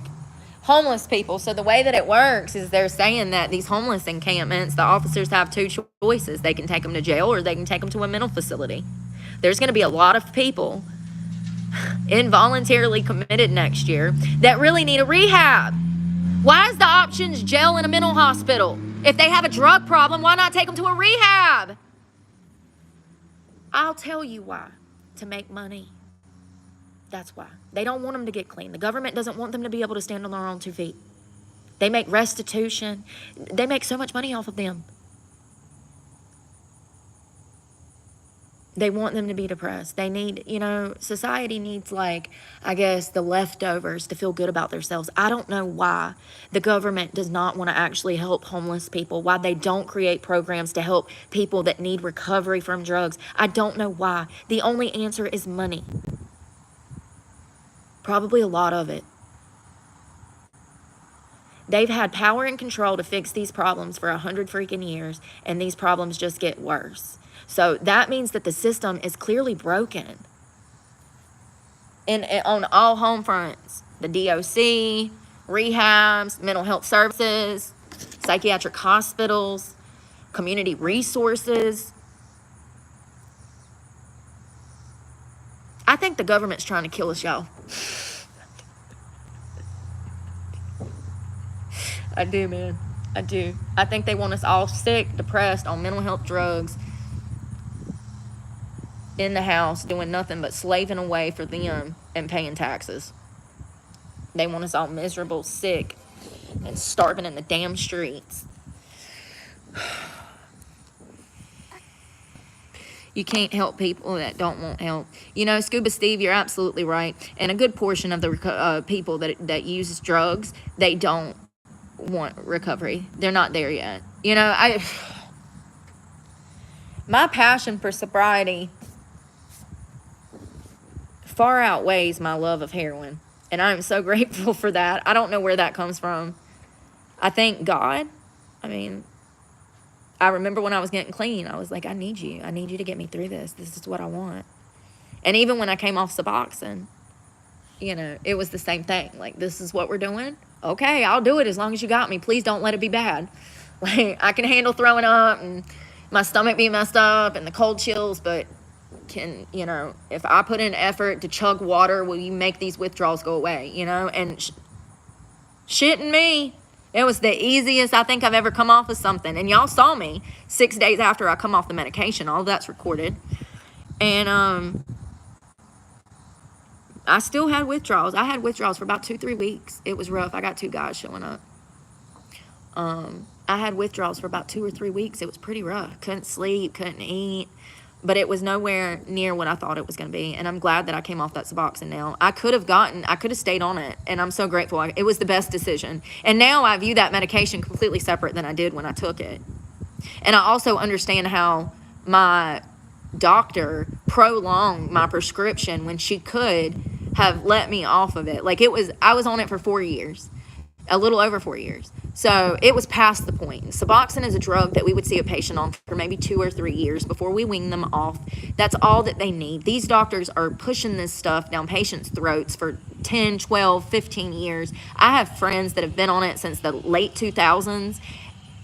No. That is medical malpractice. That is you trying to make money off of someone who has a problem. And it's wrong. Patients do not need Suboxone for 10, 15 years. And Lord knows about the long-term effects. We don't know. We don't know. This, sometimes it takes 30 years like Xanax for us to figure out that something is bad, very bad. And I mean, by most accounts, Suboxone, in my opinion, it can be a good drug if used properly for the right patients. I think it can be an absolute miracle drug for some patients. It helped me. It got me clean and it got me over the hump. But I don't agree with it being prescribed for years. Yeah. Methadone, y'all know how I feel about that shit. Absolutely not. Absolutely not. I wonder how many lives the government took with damn making that shit legal and damn prescribing that to everybody. That's the government's heroin too. Most patients that take methadone are completely in denial about the level of recovery that they're in or where they're at in their recovery. Most patients that take methadone are completely incapable of taking accountability for the fact that they're still on heroin. Okay, they just deny it. Oh, I'm on methadone, it makes me feel great. Yeah, I'm sure it does. Heroin makes everybody feel great, Susan. Methadone, in my opinion, should be banned, completely taken off the market. We have no use for it unless it's in a medical setting to help patients with pain, potentially. Prescribing it to recovering addicts, it creates a bigger problem. In my opinion, from my own research, from about 10 or 15 years of the study of methadone and being a methadone patient for years at a time, in my experience, methadone has about a 6% success rate.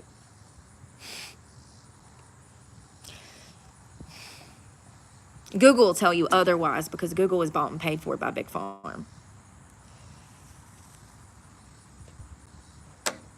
It's really disturbing how many people I know that lost their life to methadone, OD'd on prescription medication. They had a legal script from a doctor from a clinic.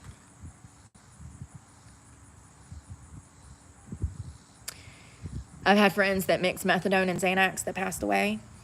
That's a big one in the heroin world and the opiate world. A lot of patients like to mix Xanax and downers together, and it usually leads to death. Asphyxiation, they suffocate, stop breathing. It suppresses your breathing. Alcohol, Xanax, heroin, opiates, pain pills, ketamine, things like that are suppressants. They actually prevent your body from being able to function at the rate or the pace that it's supposed to. It slows down your breathing, your thinking, your motor skills. Those things will kill you quicker than just about anything else. Those suppressants will get you.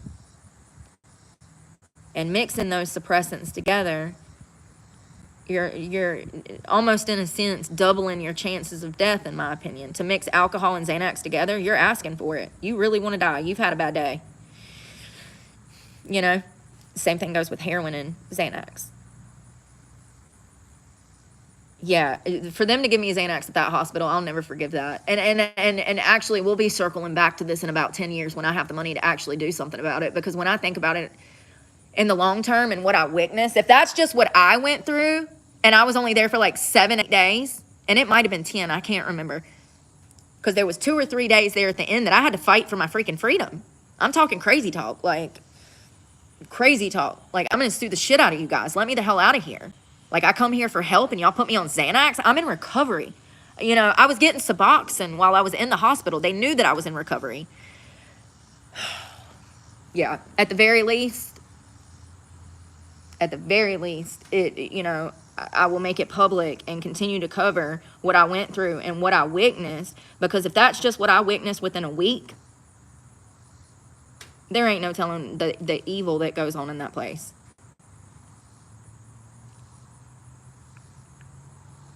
It is so unethical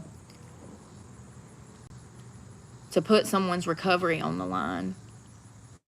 They were dangling that Xanax in front of me like I was going to take it, and I'm sure most people in recovery would. That's the scary part. It's like they were trying to get me strung out on it. It's like they were forcing it down my throat, like it was going to fix everything. It's really scary because most addicts would take it, and most addicts would end up relapsing on heroin. These things are gateways, Some people, they have a sip of alcohol and then they need a bump of cocaine. I got lucky with that. I have a sip of alcohol and I'm ready to go to bed. Where's a burger? I had a beer, now I want a burger, and then I want a bed. You know, I'm grateful for that. That nowadays, you know, if I drink a beer and stitch myself up, bandage my wound up, then I want a burger and a bed. But some people, their addiction is so deep and it has such control over them. It's like another entity that's operating their body at times. It's almost like they have no control. I guess it's like a pervert that can't control his lust. But a lot of those people, they will offering them a drug like that, most people would take it because, and some people will have a sip of alcohol and then, like I said, need to move on to other drugs. And giving me Xanax could have enticed me. It would have made me feel like heroin. It would have had the same effect. I would have been nodding out, maybe stole some shit. You turn into a klepto. What is that? Anyways,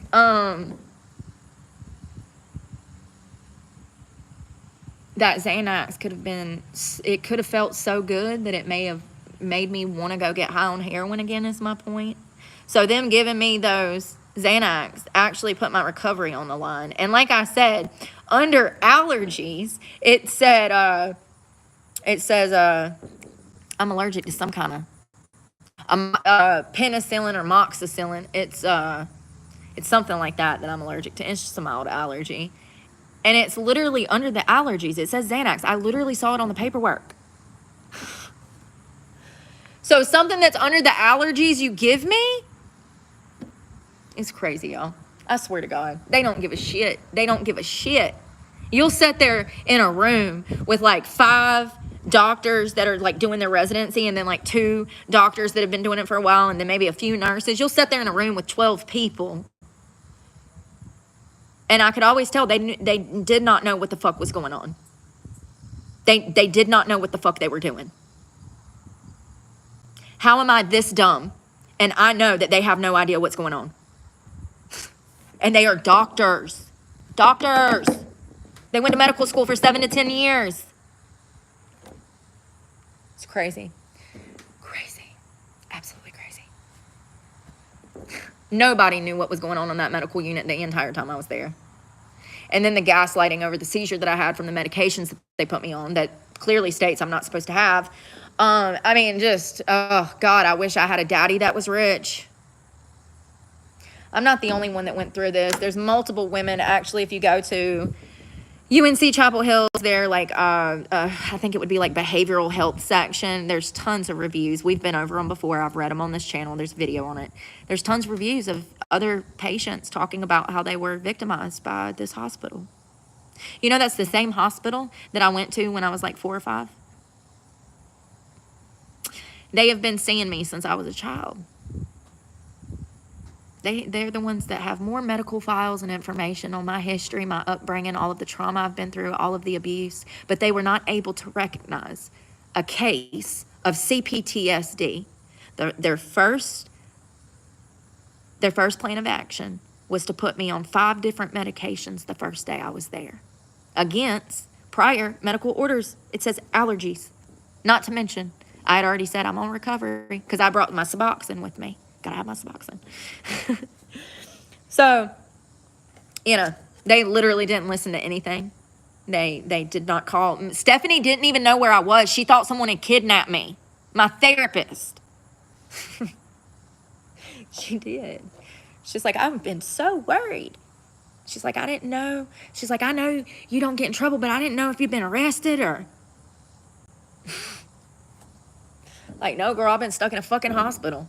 I was hoping that you'd get me out. She's like, they never even called me. I was like, what? I said, I signed a medical release form for them to call you. They didn't even call her.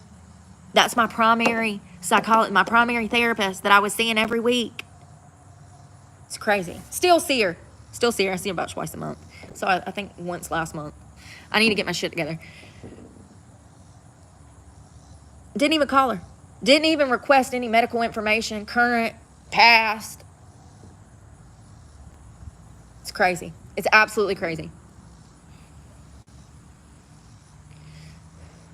Yeah, you got to be careful out here, and you got to be your own advocate, because these doctors, they don't give a shit. These nurses, their hands are tied. I think a lot of them do care, but a lot of them, the new generation of nurses, that shit is scary. I'm scared. I don't want to get old. These bitches is mean. I don't want to deal with these people when I'm in a rest home. These bitches are mean. Do you hear me? This new generation of nurses, they're hell. They're hell in scrubs. Hell in scrubs. Do you hear me? The amount of bullying, the amount of petty, childish, ugh. I'm scared. I'm scared to get old because these bitches are crazy. Do you hear me? I feel bad for any old school nurse that has to work with a new baby nurse. I am so sorry. Is this what it is? Do we all age and the world just gets worse and worse, and we're all disappointed at 70 with the way things are going? Is that what it is? We all going through the same thing. Seriously though, the upcoming generation of nurses are not going into nursing because of their high levels of empathy and compassion. Quite the opposite. They're going into nursing for money, okay? Yeah. And they've been raised by the internet. So, compassion and empathy is not high on the list of intrinsic values in these individuals that I speak of. It's causing a lot of old school nurses that have been in the industry for 20, 30, 40 years. It's causing them to leave. They're quitting their jobs.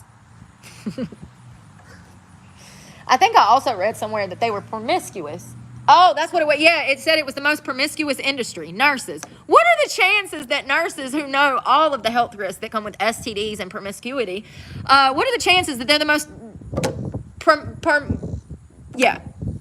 They open them legs more than anybody else. I swear to God, I read that in an article. Let's see if I can find it. They said that that they hook up the most. I guess with all them hours, you ain't really got time for a social life. I mean, I guess it makes sense, but I've never stolen my life. I think you twist words because you're not happy with yourself, or maybe you just can't damn hear. It's okay. We can get you a hearing aid.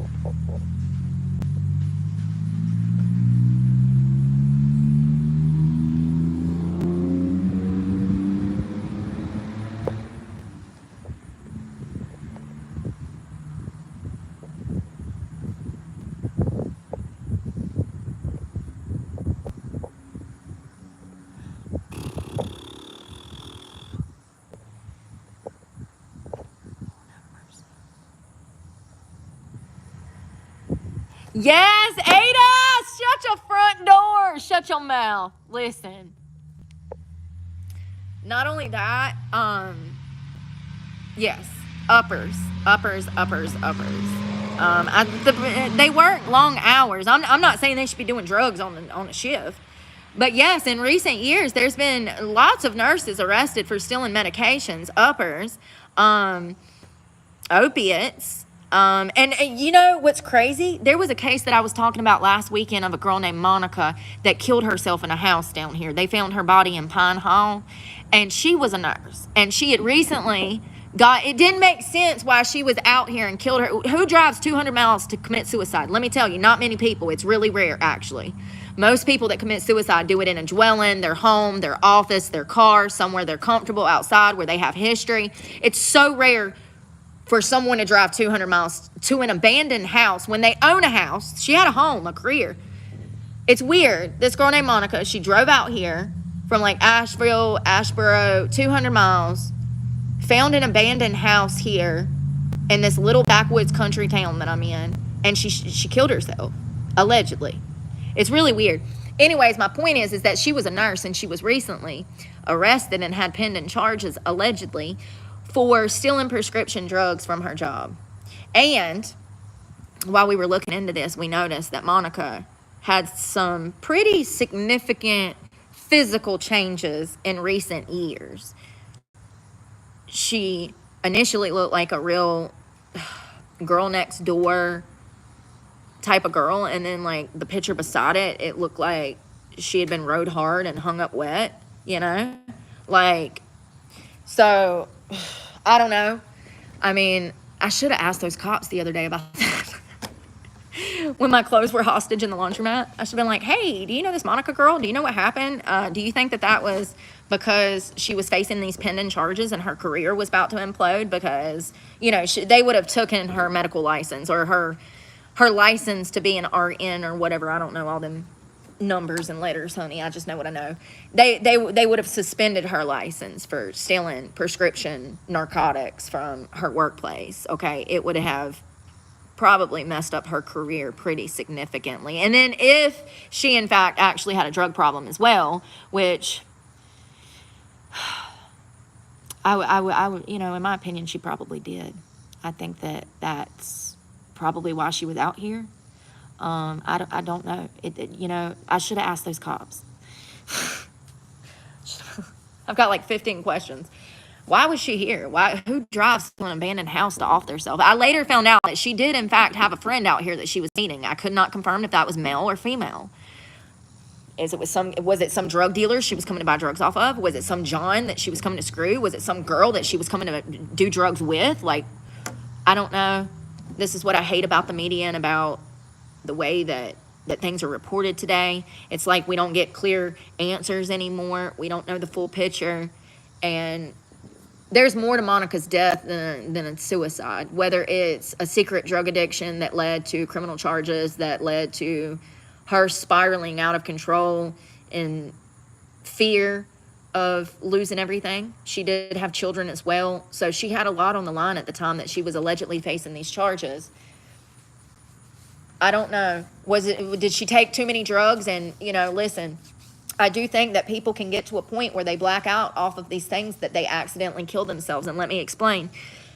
You take enough Xanax and you in a bad mood, you're not in control anymore. The Xanax is in control and you black out. You have no memory of what you've done, but you're operating just like you would if you weren't on Xanax. There has been people that have committed suicide under those exact conditions. And they would not know that they were killing themselves. Have you ever blacked out on alcohol? Well, imagine you black out on alcohol and hang yourself. I'm wondering if maybe Monica had a cocktail of drugs and maybe was going through something like that. I don't know. It's just really weird for a woman in her position to end up in a town like this, found in an abandoned damn house, dead. It's still confusing to me. I should have asked those cops. I'm sure they probably know. They know. This is a small town. Things like that don't happen around here. They don't. I mean, they have, but it's quite infrequent, you know? It's really sad. But yeah, and going back to that, that's a good, we need to hone in on that more. We need to hone in on how these drugs, how detrimental they are. And we need to teach the younger generation about mixing these drugs and about how the law states that consumption, it doesn't matter. You know, if you get out here and you take Xanax with your buddies one night and you drink some alcohol and then you stab two people, the court system is not going to give a shit about the fact that you decided to consume drugs. They're not going to be lenient on you because you made a mistake and mixed alcohol and Xanax. Ask me how I know. You know what I mean? I didn't know that when I was that age. I didn't know about Xanax when I was given it. I didn't know how it worked. I didn't know it was going to make me black out. I took all of it. And then I was a felon the next day. I wish somebody would have been out here telling me like, whoa, girl, that is the most potentest shit you can put in your body. That is like literally go find steroids. Go find opiates. Like, no, not really. But Xanax, it's just as bad as heroin. And I wish somebody would have told me because I had no clue. I think that we need to talk about more, you know, things like that whole blacking out and offing yourself or harming other people. Do you know how many people commit crimes and they don't even know that they committed a crime until the cops are arresting them or the SBI or they're waking up in the hospital? Seriously. A lot of these crimes. And I was going to look up something a while ago. I forgot. What percentage of people commit crimes on drugs and alcohol? I think it was like 65%, but I could be wrong. 80%. Oh, no, that's people in prison. It's estimated that 80% of individuals in prison abuse drugs and alcohol. And over half struggle with clinical addiction. Jesus Christ. All of these things run together. Over half of the people arrested for crimes are under the influence of drug and alcohol, with approximately 60% testing positive for illegal drugs at the time of their arrest for most crimes, for most crime types. Yeah, just like with poverty comes crime, and just like apparently with drug addiction comes prison, and with crime, with drugs comes violence and crime, 60%. So yeah, I feel like teaching people about the dangers of drugs and talking about things that have maybe never been spoken before. It never dawned on me that blackout phase from Xanax, opiates. Let's say you mix some stuff. Let's say you're having a bad day, so you're like, oh, I'm going to take a load off and take 2 shots of Jameson. Next thing you know, you're like, damn, I'm going to pop a half of Xanax to get to really feeling good and relax. And then before you know it, you get through the half a bottle of Jameson. You done pop 2 more Xanaxes. You don't even realize it because that first Xanax is mixed with that suppressant of alcohol. They're both suppressants. And before you know it, you done stringed up a damn line in the rafters and took your own life. I wonder how many people die under that kind of suicide, because I know that it has to be, I know that it's happened. I know that it's happened. I know the crazy shit that I've done when I've blacked out. You can't tell me that people haven't accidentally, or they're not in control. The drugs are in control. They're out of it. In my opinion, that's an accidental suicide. Maybe the drugs are suppressants. They're depressants. That's what they do. They're supposed to make you sad, down, depressed, in the dumps, relax. That's what people call it, but you're really depressed. I wonder how many people have died by suicide, by accidental blackouts. You got to be careful out here, man. Mixing that shit. I knew another girl that hung herself, and I do believe that this was probably the case for her. She was on Xanax, cocaine, had a lot of problems. She hung herself in my ex's house, that $1 million house that I've posted on here that I lived in for years. My ex dated her before he met me, years before. Her name was Tish, and she had 2 kids. She was from Virginia. And he owned a strip club, and he also worked for the federal government. He worked for the Pentagon. He was a computer programmer. And so he would spend half the week in Washington, D.C., and then he'd spend half the week here in Kernersville, North Carolina, where we lived, right? And Tish would stay back with her kids and run the club while he went to D.C. to work. And then he'd come back. Always in the mood to party when he got back, too, Anyways, apparently on one of these trips, she didn't have her kids. I don't know where they were at. The story that's been told to me is that he was in Washington, D.C., and he came home and found her hanging in the front foyer of her house. And the EMS came. They pronounced her dead. I do believe, if I'm correct, that Xanax and cocaine was in her toxicology report. I often wonder if that Xanax caused her to black out and take her own life. I mean, this was a woman. First of all, it's not rare for women to take their own lives, but they don't do it as much as men. Men statistically commit suicide way more than women. She had children. The only thing that I've ever possibly, the only thing that's ever made sense to me is that she felt trapped. She had been with him for about 10 years. She had her children from Virginia that had moved into this beautiful house. They had this beautiful life on the outside, and the truth is that they were both cokeheads, and they were both struggling in addiction. And here this woman is, who is significantly younger than him, 10, 15 years. She is now trapped in a situation where not only is she living in his house, but her kids are too. She has no financial stability on her own without him, because she's working for his business, running this club. Every time they get into an argument, he takes her work hours, preventing her from being able to make any kind of money that she needs to support these kids. He financially trapped her from the start with those children in that home. I know that for a fact, because that's what I went through. That's what I went through when I dated him. So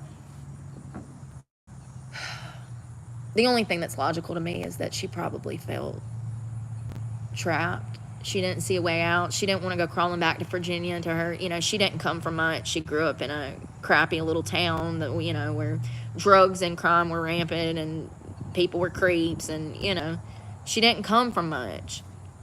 So I'm sure when she walked into that club and she met my ex, she thought she probably hit the jackpot. And it's always good for 6 months, a year maybe, I don't know, maybe 3 to 6 months before the shit hits the fan, right? And I don't know. I just think that she was in too deep, maybe. I often wonder with that Xanax in her system if maybe she blacked out and didn't really mean to take her own life. I mean, it's really sad. It's really, really sad. Yeah, she had no way to get out. I mean, even the car that she drove was in his name. She was stuck. She was stuck. No car, no home, no income.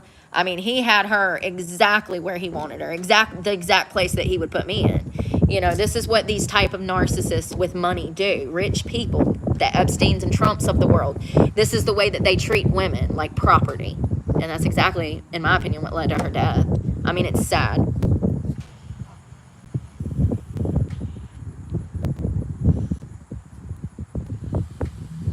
No, definitely not the first time she took Xanax, more than likely. I think that if I recall correctly, my ex said that she did some party drugs or recreational drugs. Their main drug of choice was cocaine. That was something that they had shared interest in. And I do know that a lot of people that do uppers use downers to come down with. So a lot of people that do like meth or coke, they'll use Xanax to wean off of their uppers, like I do with caffeine and meds, bedtime meds. Y'all know how I'll come out here and I'll just chug caffeine all day, and then I'll be ready to go to bed, and I'm like, I'm not even sleepy. I need to take double the melatonin so I can come down from this caffeine and go to bed. A lot of junkies do that too, and that's probably why I do it, because I was a junkie. It's just, it's part of drug life, I don't think it was the first time she ever took Xanax. I think that she had a history of taking stuff like that occasionally, but I don't know.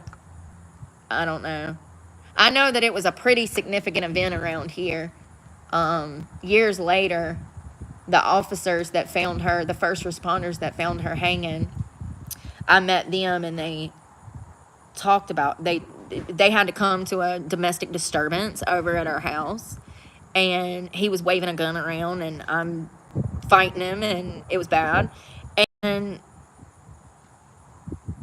I remember the cops talking about the last time they were in the house is when they found Tish. It's rough. The state came in immediately and snatched those kids out of his custody. Like, he didn't have any legal guardianship over them. They weren't married. Her family filed in the court to snatch those youngins, and CPS come and took them. And then he tried to fight to keep her kids. I mean, like, I know that you would raise them for like 5 or 6 years, but like,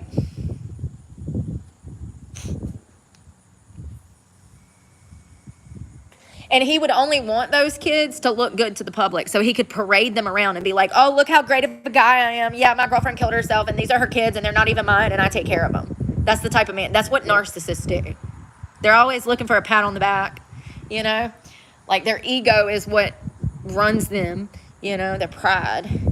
So I'm glad that, if CPS, if I've ever seen them do something right, them coming in and pulling them kids out of his custody was the best thing for them youngins. Them youngins needed to be, their father, piece of crap, he was never around.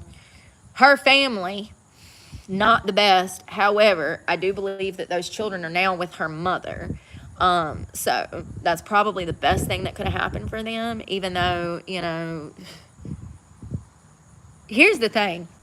Having a beautiful house and all the luxuries that money can buy, that does not fix a traumatic, broken childhood. Money does not make up for the lack of discipline, love, affection, connection, the bond that you have with your child. Do you see what I'm saying? Like, Tish came from poor upbringing, and her children probably went to go live in poorer conditions. But the fact is they went into a loving home with people that are taking care of them. The way that my ex thought was that if you were poor, that meant that you weren't like healthy and normal. And so, like, he was the type of person that would want those kids to not only parade around, but in his mind, like a typical narcissist, he would actually think that those children were better off with him than with family because he had money. Let me tell you something. Every well-to-do guy that I've ever dated, it was like 2,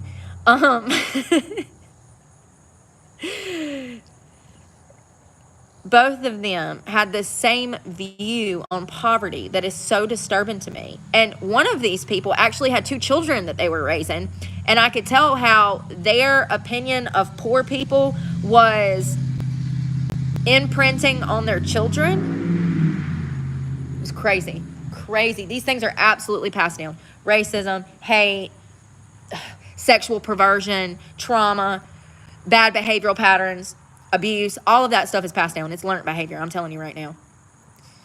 I'm telling you. The most well-to-do 2 guys that I ever dated, which were both long-term, significant relationships in my life, both life-changing events, both of them had horrible views on poverty, drug addiction, homelessness, mental health services, and they had no basic understanding of any of that. It's sad. It really is. It's like, how are you this smart? Did you go to UNC Chapel Hill? Oh, you did? Oh, okay. Yeah. You're kind of cold and heartless. Yeah, you are. You are cruel, downright cruel. Like, I don't understand. I think that, going back to the common misconception, I think that most people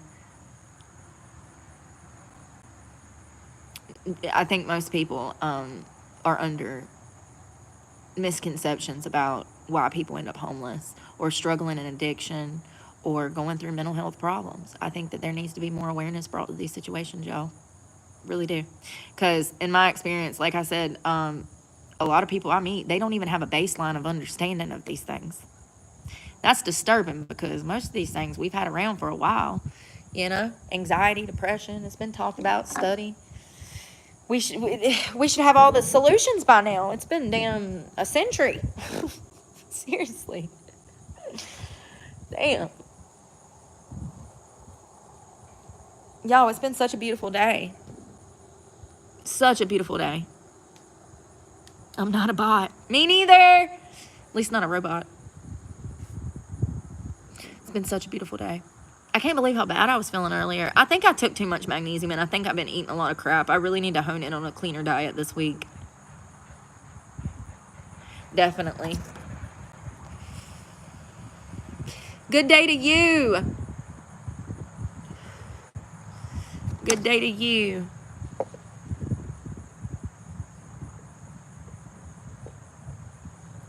I think,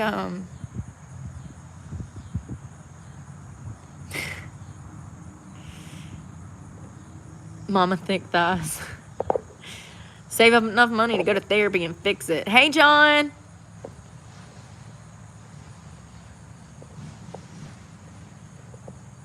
Mr. Roth.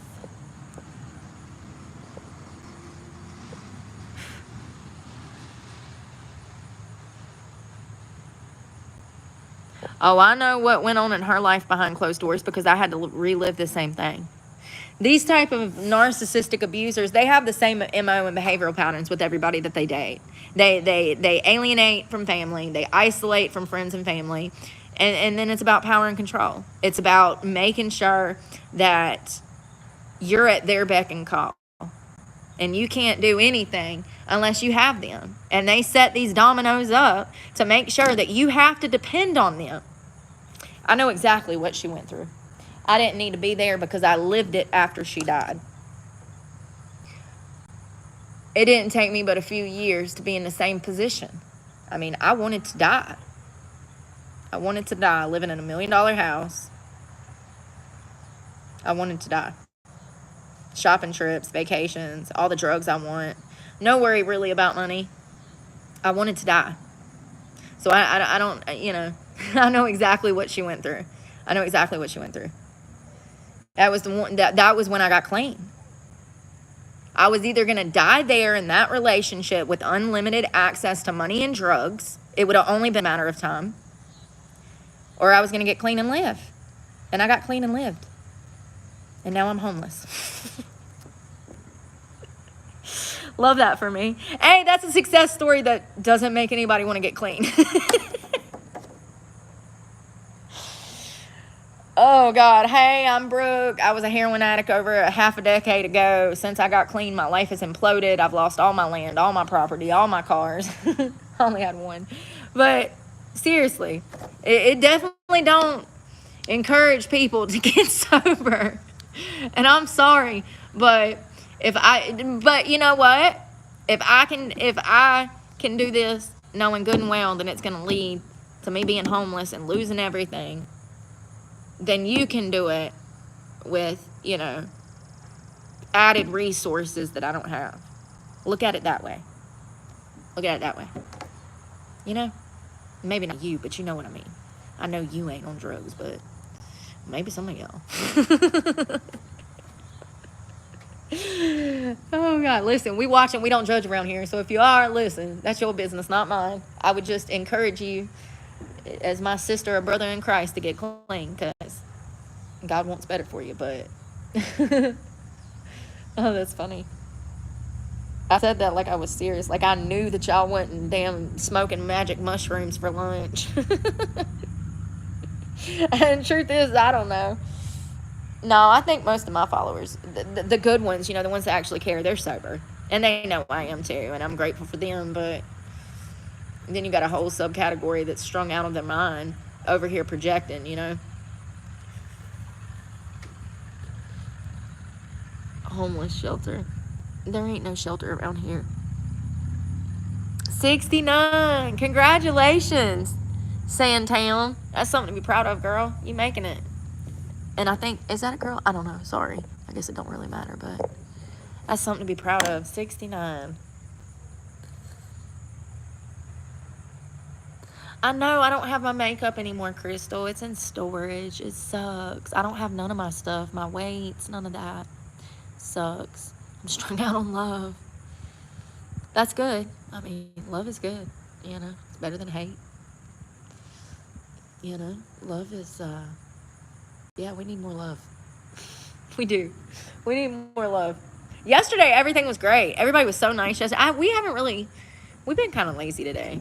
I didn't even want to come out here, if I'm being honest. I had to force myself. But it's all right. You got good days, you got bad days. Some days are harder than others. I think it's the food. Yeah, I think it's the food. All I can do is switch my diet up and try to eat better stuff, see if I feel better. And maybe not take so much magnesium. Oh, I do. Listen, once a drug addict, always a drug addict. I switched from heroin to supplements and protein, honey, and I overdo it every day. Every day. No wonder my liver be screaming. She's like, girl, if you don't lay off the magnesium, potassium, iron, like, I do it. I overdo it. I don't think I overdo it, but I am a nut about it. What's the word when you're like, you're due diligent? You do your due diligence to make sure every day to take your vitamins. The magnesium, I definitely overdid yesterday. I feel it today. Yeah, what you take like tonight, you'll see the effects from tomorrow. Does that make sense? Like, and the magnesium, when I do take it at night, it does mellow me out a little bit. But I really take it for the effect the next day. It evens out my mental health. It helps me focus. It helps me think clear-minded. I feel like when I take the magnesium, I can focus on filming better. I'm better organized. I can remember to charge my phones when I'm supposed to. I don't forget my water bottles everywhere. Why? Did they make a supplement for memory? Because that's the other struggle I have. I need one that makes me remember everything. Now I found something that helps my mental health, helps my overall physical, emotional well-being. I'm telling y'all, I'm going to take magnesium till I die. That was a huge missing piece of the puzzle for me. Huge. I'll probably rave about it till I die. And maybe one day I'll have some supplements to sell. I know I said I wasn't never going to sell out and sell you guys shit. But unfortunately, I'm homeless. Eventually, I'm going to need to make an income. So one day, maybe some years from now, I might be selling some damn my favorite supplements on here. See, this is what I was talking about earlier when I was like, okay, I'm starting to come into a business sense. I came here with the motive of bringing awareness and talking about serious stuff and also humor. I wanted to laugh here. It never dawned on me that I could use this as like a career. Bless my heart. Jesus Christ, man. Somebody help me. I need help. I really do. Does that make any sense at all?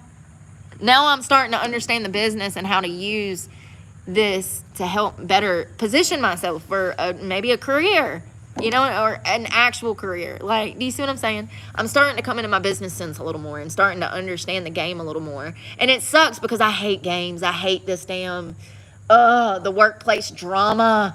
Like, it's just so beneath me. I'm not even joking. I'm repulsed by mind games. But you know who plays mind games? Our fucking government. Israel, Iran right now. I mean, it's still shocking to me because I thought when I grew up that adults would do things the morally, ethically right way. It's still shocking to me at almost 38 years old that adults are not adults. It's hard for me to comprehend. I get stuck obsessing over it. That the world is not ran the way that it should be. It's not hard to have a good earth if everybody just did their part and was a good human. Wasn't playing mind games with our future and nukes. Like, do you see what I'm saying? And government runs that way. Government runs that way. They play petty games, and it's all about one-upping each other and having a pissing contest and throwing shots, and you know, the workplace is like that, and YouTube is like that. My job is like that, and it sucks. I think that's why I have a really hard time making it in society, because I do not play fucking games. I will stab you.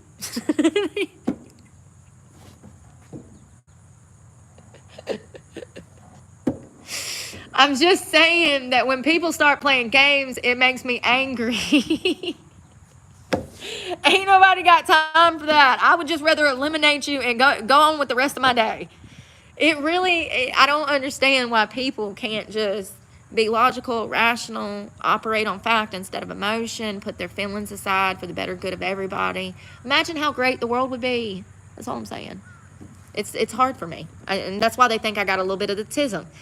Because it's like them building blocks that I know I got to stack one time perfectly straight. And now I can't get them perfectly straight. And until I get them perfectly straight, I can't leave the living room floor with my blocks.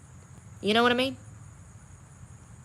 Anybody that's got a child with autism knows exactly what I'm talking about right now. Complete fucking meltdown.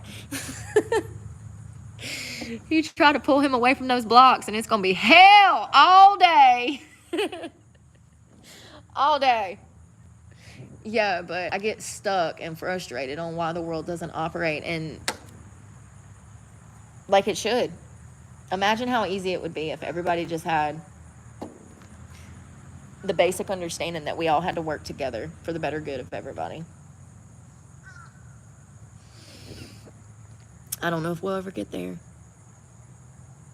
I don't know. Y'all are arguing? Oh, y'all ain't arguing. Fitness classes. Don't nobody want to work out with me. I am insane. Y'all see how I work out? I don't know, I might be able to like... I feel like I would be a brutal instructor. Knees up, you lazy bitches. Knees to chest. Like, are you sure about that? Because I just feel like I am too angry to be working with the general public right now. Like, seriously. Like, once again, you got to be your own advocate. Maybe 10 years from now, when we got these emotions under control and the world is a different place, we can think about maybe gearing people towards fitness. But right now, I'm just here to tell you, I don't know. I think it's, I think people have gotten soft. I do. I think people have gotten soft. They don't know what damn work is. Not everybody, but a lot of people, they've gotten extremely lazy. They're not motivated. I mean, God, look at the economy. Can you blame them? They probably ain't ate today. Probably running on no sleep from working 2 jobs trying to pay rent. I mean, I don't know. I see both sides. Yeah, could you see me as a fitness instructor? What if, business idea, what if it's like Dick's at Myrtle Beach where they shout out all these mean insults? Mean insults at you and like throw workout equipment at you. Nothing heavy, just like maybe those plastic, like big plastic balls, you know? It's like dodgeball fitness insult classes. Like, that'll motivate you. Shamu and a tutu. 2 more sets. No, I'm joking. That would be so mean. Nobody would ever come back to the gym. They can't handle that. You can't even joke with people nowadays. You think you could damn... I wonder how many people cries at Dick's every year. So it's a restaurant at Myrtle Beach, South Carolina that you walk into, and I think it's in Myrtle Beach. And they are rude. They'll like throw straws in your face. They'll take paper napkins and just sling them on the table. They'll cuss you out. They give you these hats that have all these horrible sayings on them. It'll be like, I can't say it, never mind. Yeah, it'll be like grandma sitting in the corner with a hat that says chicken sucker. Use your imagination. Seriously, it'll be some of the most vulgar sayings on hats and stuff. And then like the waitresses are rude and cussing you out. Y'all, I'm so mad I gotta go file that police report tomorrow. I don't want to, God. But the fucker ain't gonna leave me alone until he's in jail, so I ain't got no choice. He's been warned time and time again. I'm exhausted dealing with these fucking idiots. He's already a fucking felon, so it doesn't matter if he becomes another fucking felon.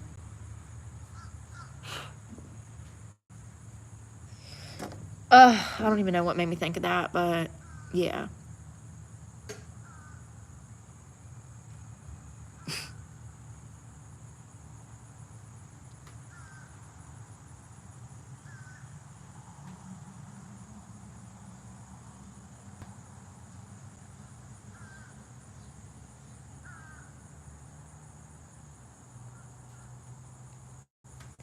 Yeah, I wish it was a pervert that I stabbed back in 2009 and not those girls. Maybe these men would leave me alone. Be like, God, she stabbed some guy. And I think a lot of these people that are out here behaving this way, I don't think that they know about my channel. There's a few, like the one that's been stalking me in the Jeep, absolutely. He watches my channel. That's how he's able to find me. But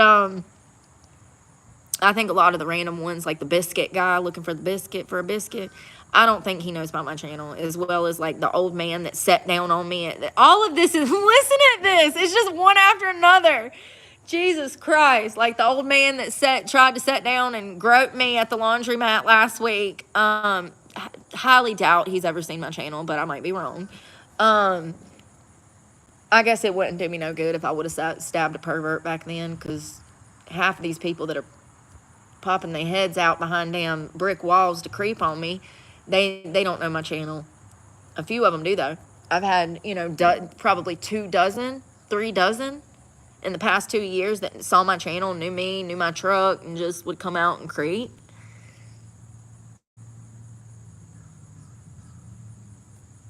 Yeah, it's weird.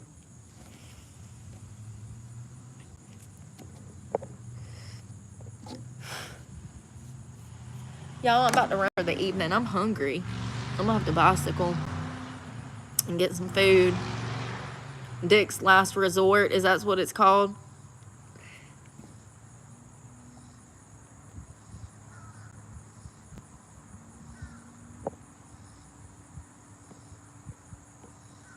What is going on? Y'all have, some of y'all, these people I'm blocking, let me start. These people that I'm blocking have severe mental health problems. I need to stop generalizing. I'm working. Listen, I'm homeless. Okay.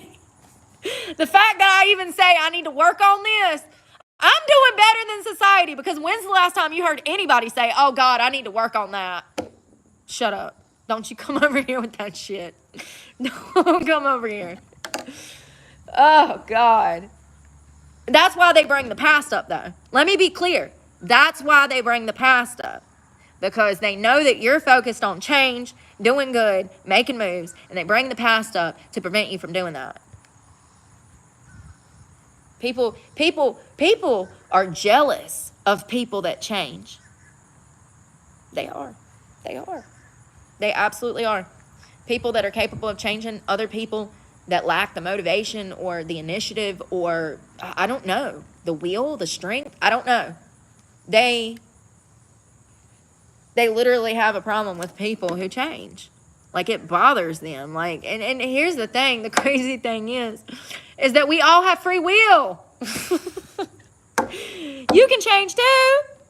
You got to start by not being a piece of shit to everybody you meet. But, like, you know, everybody has the ability to change. That's in your control. We have free will. I'm telling you. People will always remember that one bad day a year you had, but the other 364 good days that you had, they won't remember a damn thing you did those days. But the one day that you got blackout drunk at Daytona, they gonna remember that. That's the one thing they always want to bring up. Well, remember that one time? It's like, bro, what about the 364 days that I was out here gearing people in the right direction? It's like they'll overlook that and just keep bringing up the past. It's like you can change, but other people don't change. And when you change, don't expect them to change, and don't expect them to appreciate the change that you've made. More often than not, they'll actually be jealous that you made an improvement in your life because they're incapable of doing that. Damn, I'm on it today. That magnesium. I feel like so heavy, though. I don't feel like my arms work. Like, I feel like Casper. Like, I feel like I'm just floating, you know? Like, I'm just... That magnesium is strong. I took 3 pills. You're only supposed to... Well, it says recommended dose, 2, but it's only 71% of your daily value. So I was like, ooh, I'm pretty good at math. If I take 3 pills, then that would be approximately 100 and something percent, like 101. Listen, I'm not good at math. Not the social pressure when I'm on camera to do math. Whew, my anxiety. I might faint, okay? But you see what I'm saying. I was like, I'll take 3 and that'll be 100%. I wonder what that'll make me feel like. I feel like the Michelin man that ate a special brownie. I do. I feel so lightweight and just, whew. I mean, I don't think I've sat up all day. I've probably been like this all day. I ain't got no posture. I ain't got no ligaments. I ain't got no tendons. That shit disappeared.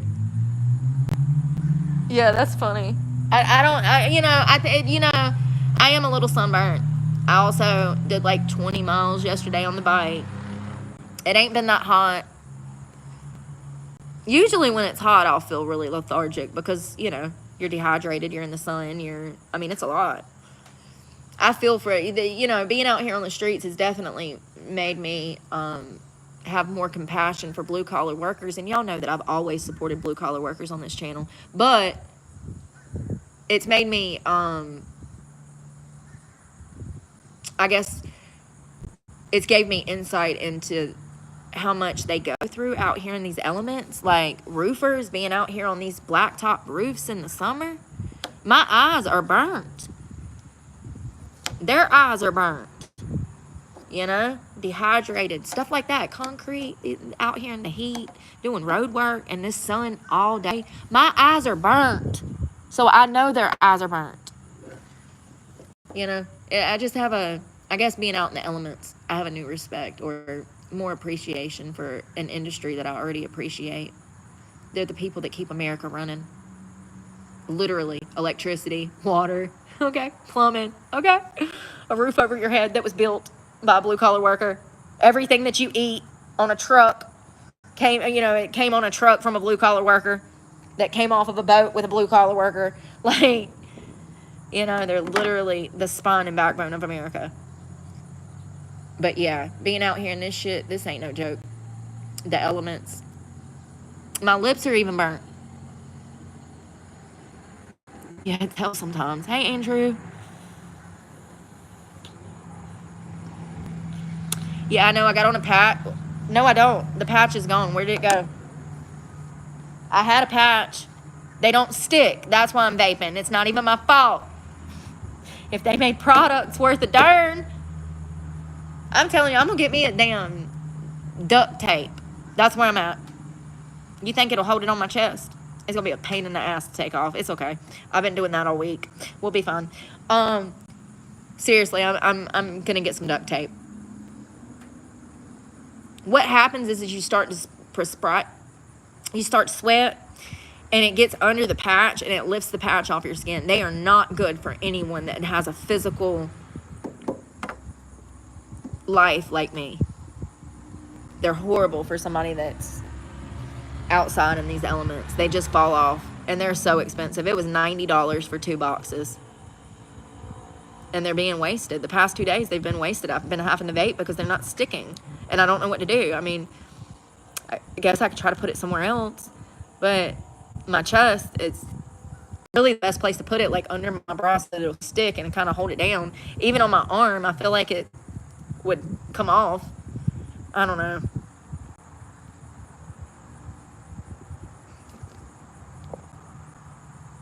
All of my family's dead, you piece of shit.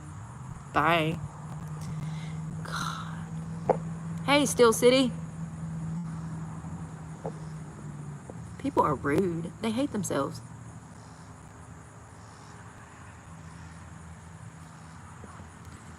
Who says something? Oh, Lord. Oh, no. No, I didn't mean to do that. I got it. I fixed it. I fixed it.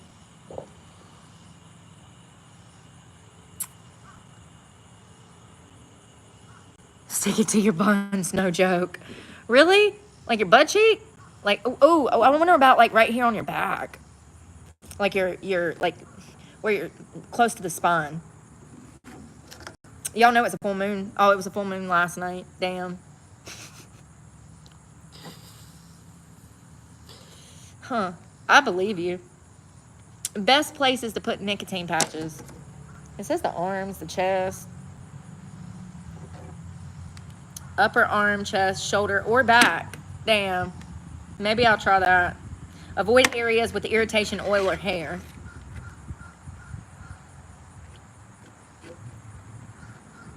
Nicotine patches are designed for application on the upper body between the neck and the waist. Clean, dry, hairless skin. Upper arm, upper chest, shoulder, back. Choose the location where the patch won't rub with fabric. Like the fabric won't rub it. Oh, you can do the inner arm, upper chest, upper arm, shoulder, back, or inner arm. I feel like it would rub too much there. Well, shit, if I put a piece of duct tape around it like a damn crazy lady.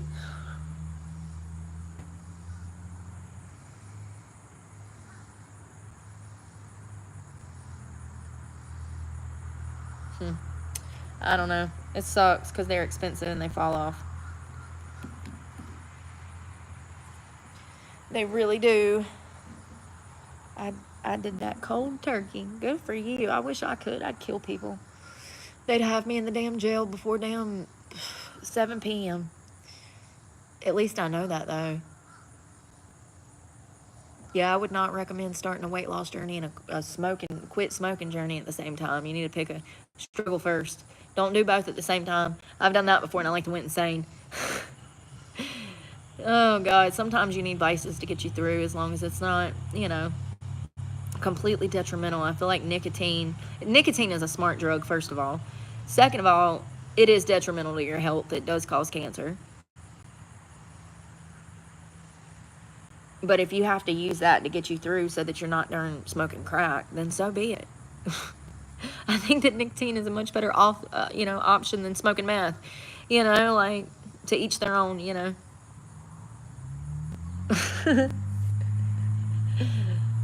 It's crazy because people talk about, like, processed food and stuff.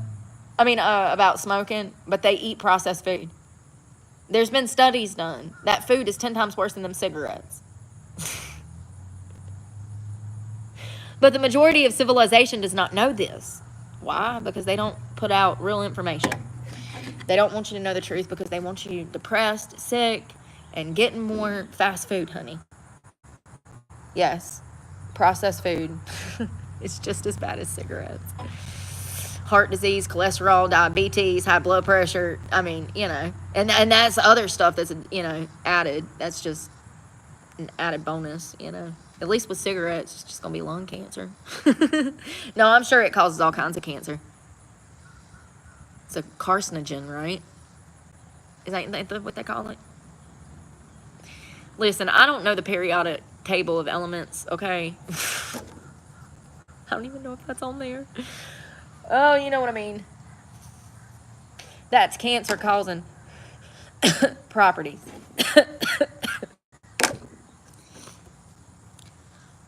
Nicotine gum. That stuff always made my throat feel funny. I did like it. It did work. But the drainage on that stuff is kind of a medicine-y. It'll start to burn your throat. You eat too much of that nicotine.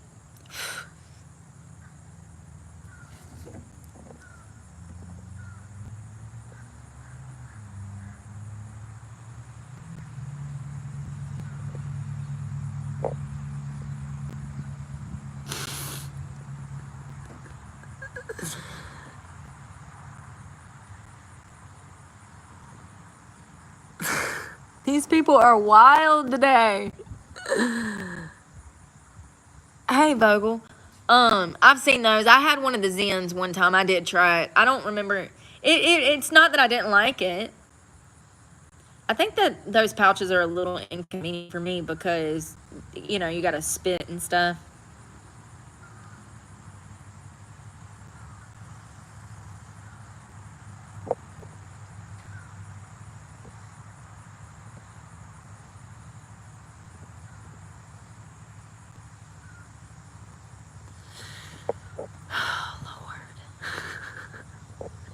People be like, she don't interact with the chat. Okay, well, the chat ain't talking about anything fucking important. They're hung up on the fucking past and lies. I think people are getting dumb. Thank God for my damn true followers that pop in and have something to say. I mean, at least y'all got brains. I mean, half the time, I mean, it's just literally degenerate bullshit. And then they're like, why ain't she not responding to the chat? Because I'm a fucking adult. Dealing with a classroom full of fucking children, it feels like. I mean, but I'm the dumb one. I'm the ex-con, ex-drug addict, ex-stripper. I'm the bad one. I don't, you know, I'm the dumbass. I'm the problem in society.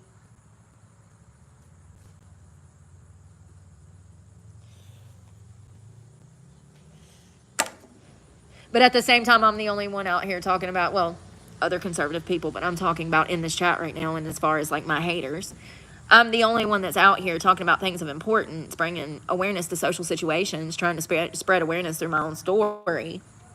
Ain't it crazy? Ain't it crazy how they say I'm this big bad person?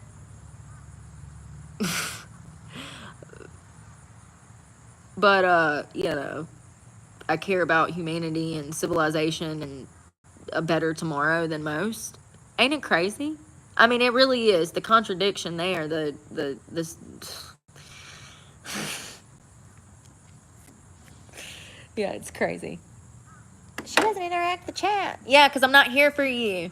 If you don't understand what's going on in the words that are coming out of my mouth, then you're too far gone. I don't want you here.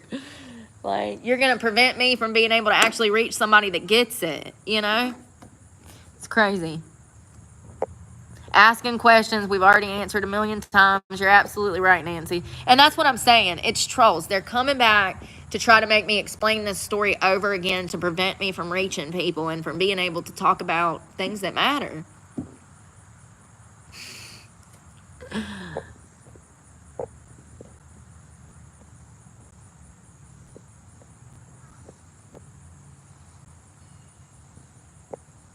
Ice cream? Baby Ruth?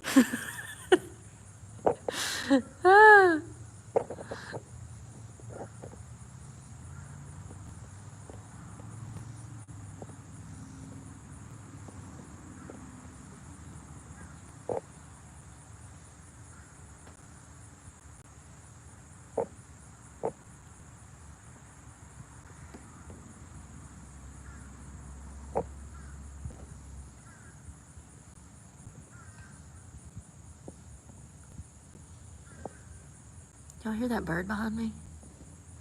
Hey, Israel. They're not green, but thank you.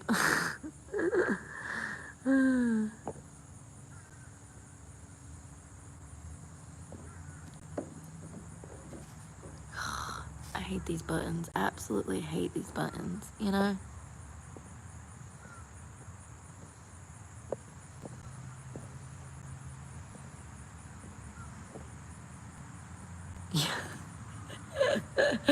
It's okay. You know, you might be colorblind. It happens.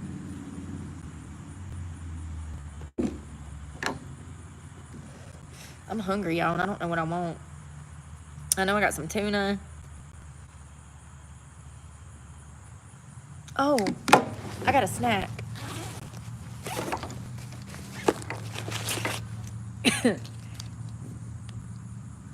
Dr. Pepper beef jerky. It's so good. It's probably horrible for you. Mm-hmm. Holy shit. See? This is the problem. Most people would grab this and think, damn it. And think, surely beef jerky's not too bad for you.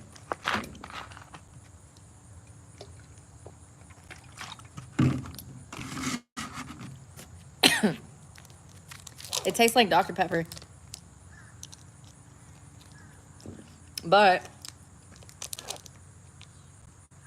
it's got 4 grams of saturated fat, which is not good.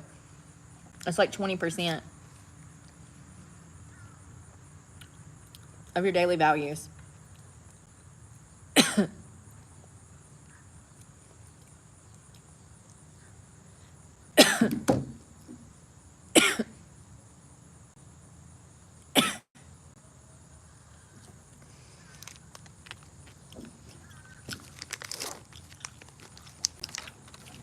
Are you gonna buy me a salad? You gonna drive me to get a salad?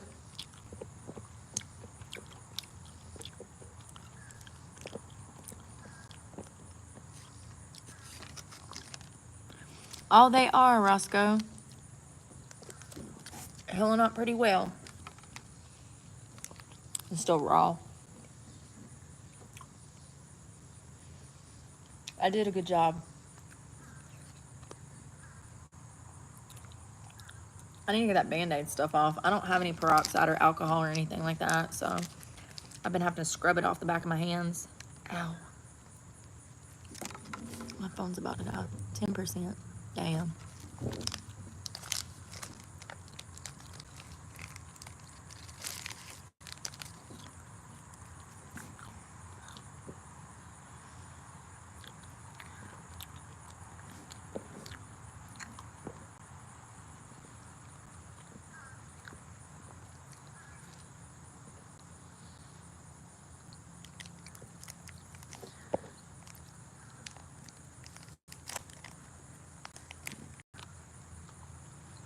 Nancy, it was nice today. 80. It cooled off in the Northeast.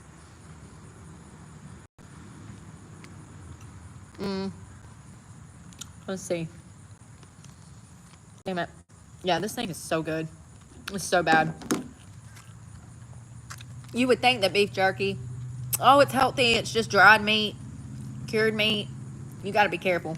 Not only is it full, first of all, anything that's in a stick form like this, like beef, Slim Jim, those teriyaki, Tillamook sticks, all of that stuff is heavily processed. They add stuff to it. It's mechanically separated, and it's going to have high levels of trans fat and saturated fat. You got to be extremely careful, not to mention sugar. The bag beef jerky that's like shaved beef jerky, that's usually fairly safe. It's not as highly processed as these beef sticks. You can tell the difference in the meat, you know. Look at the, yeah. So that shaved stuff, though, sometimes those bags will have high sugar. A lot of people on a weight loss journey forget about little things like that, like the sauces, And most people, I know when I first started my weight loss journey, I used to eat a ton of these, not even thinking, I didn't know anything about macros. So, much less how to count them or what they were or anything like that. I just knew that I needed to stay away from carbs and sugar, and I needed to put in more cardio. And that's really where any person that's on a weight loss journey, that's where they need to start. You need to start by slowly exiting out breads and carbs and bad stuff and sugar, and slowly introduce healthier foods and working out and cardio. Lots of cardio. 3 days a week, 30 minutes to 45 minutes, 3 days a week. You'll notice the difference. You'll start to lose weight like crazy. Lots of water. But my point is this has got a lot of trans fat. Saturated fat. 20% of your daily values in this one stick. That's a lot. But God, if it ain't good.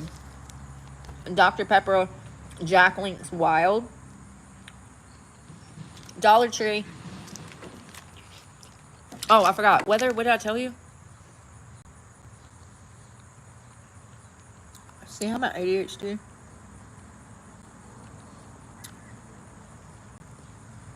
It says 84.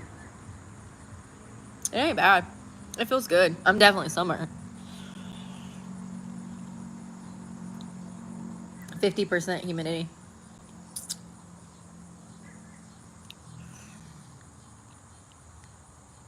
It's hard for me to drink water. Have you ever tried any packets? Like adding some flavor to them? Or, ooh, even one of those carbonated, carbonated, sorry, I can't speak. Hubbada. One of those carbonated, I think it's called Circle, ain't it? You can make carbonated drinks at home. Does soda water have sugar? Does soda water have sugar? Zero. Oh, club soda. Okay, ain't that... Don't you use club soda to make Pepsi?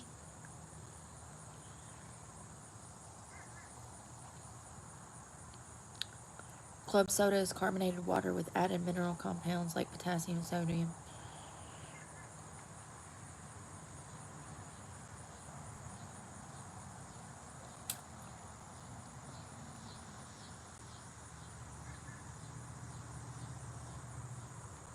So it's just carbonated sugar water.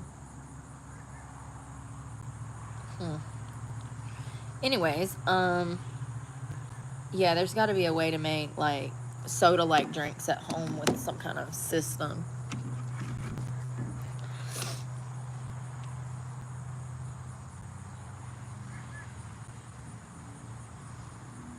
Yeah, one of those. Yeah, I like the little drink mixes. The drink mixes help me drink more water. Sometimes I want a soda. I really do. Sometimes a Mountain Dew or a Diet Coke.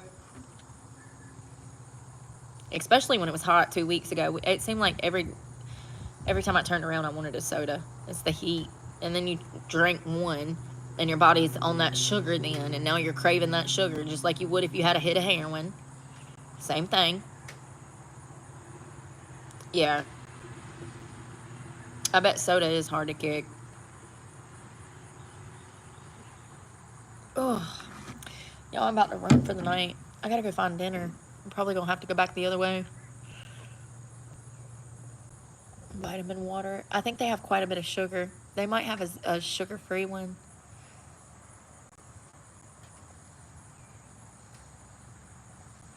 Yeah, I'm definitely gonna go relax.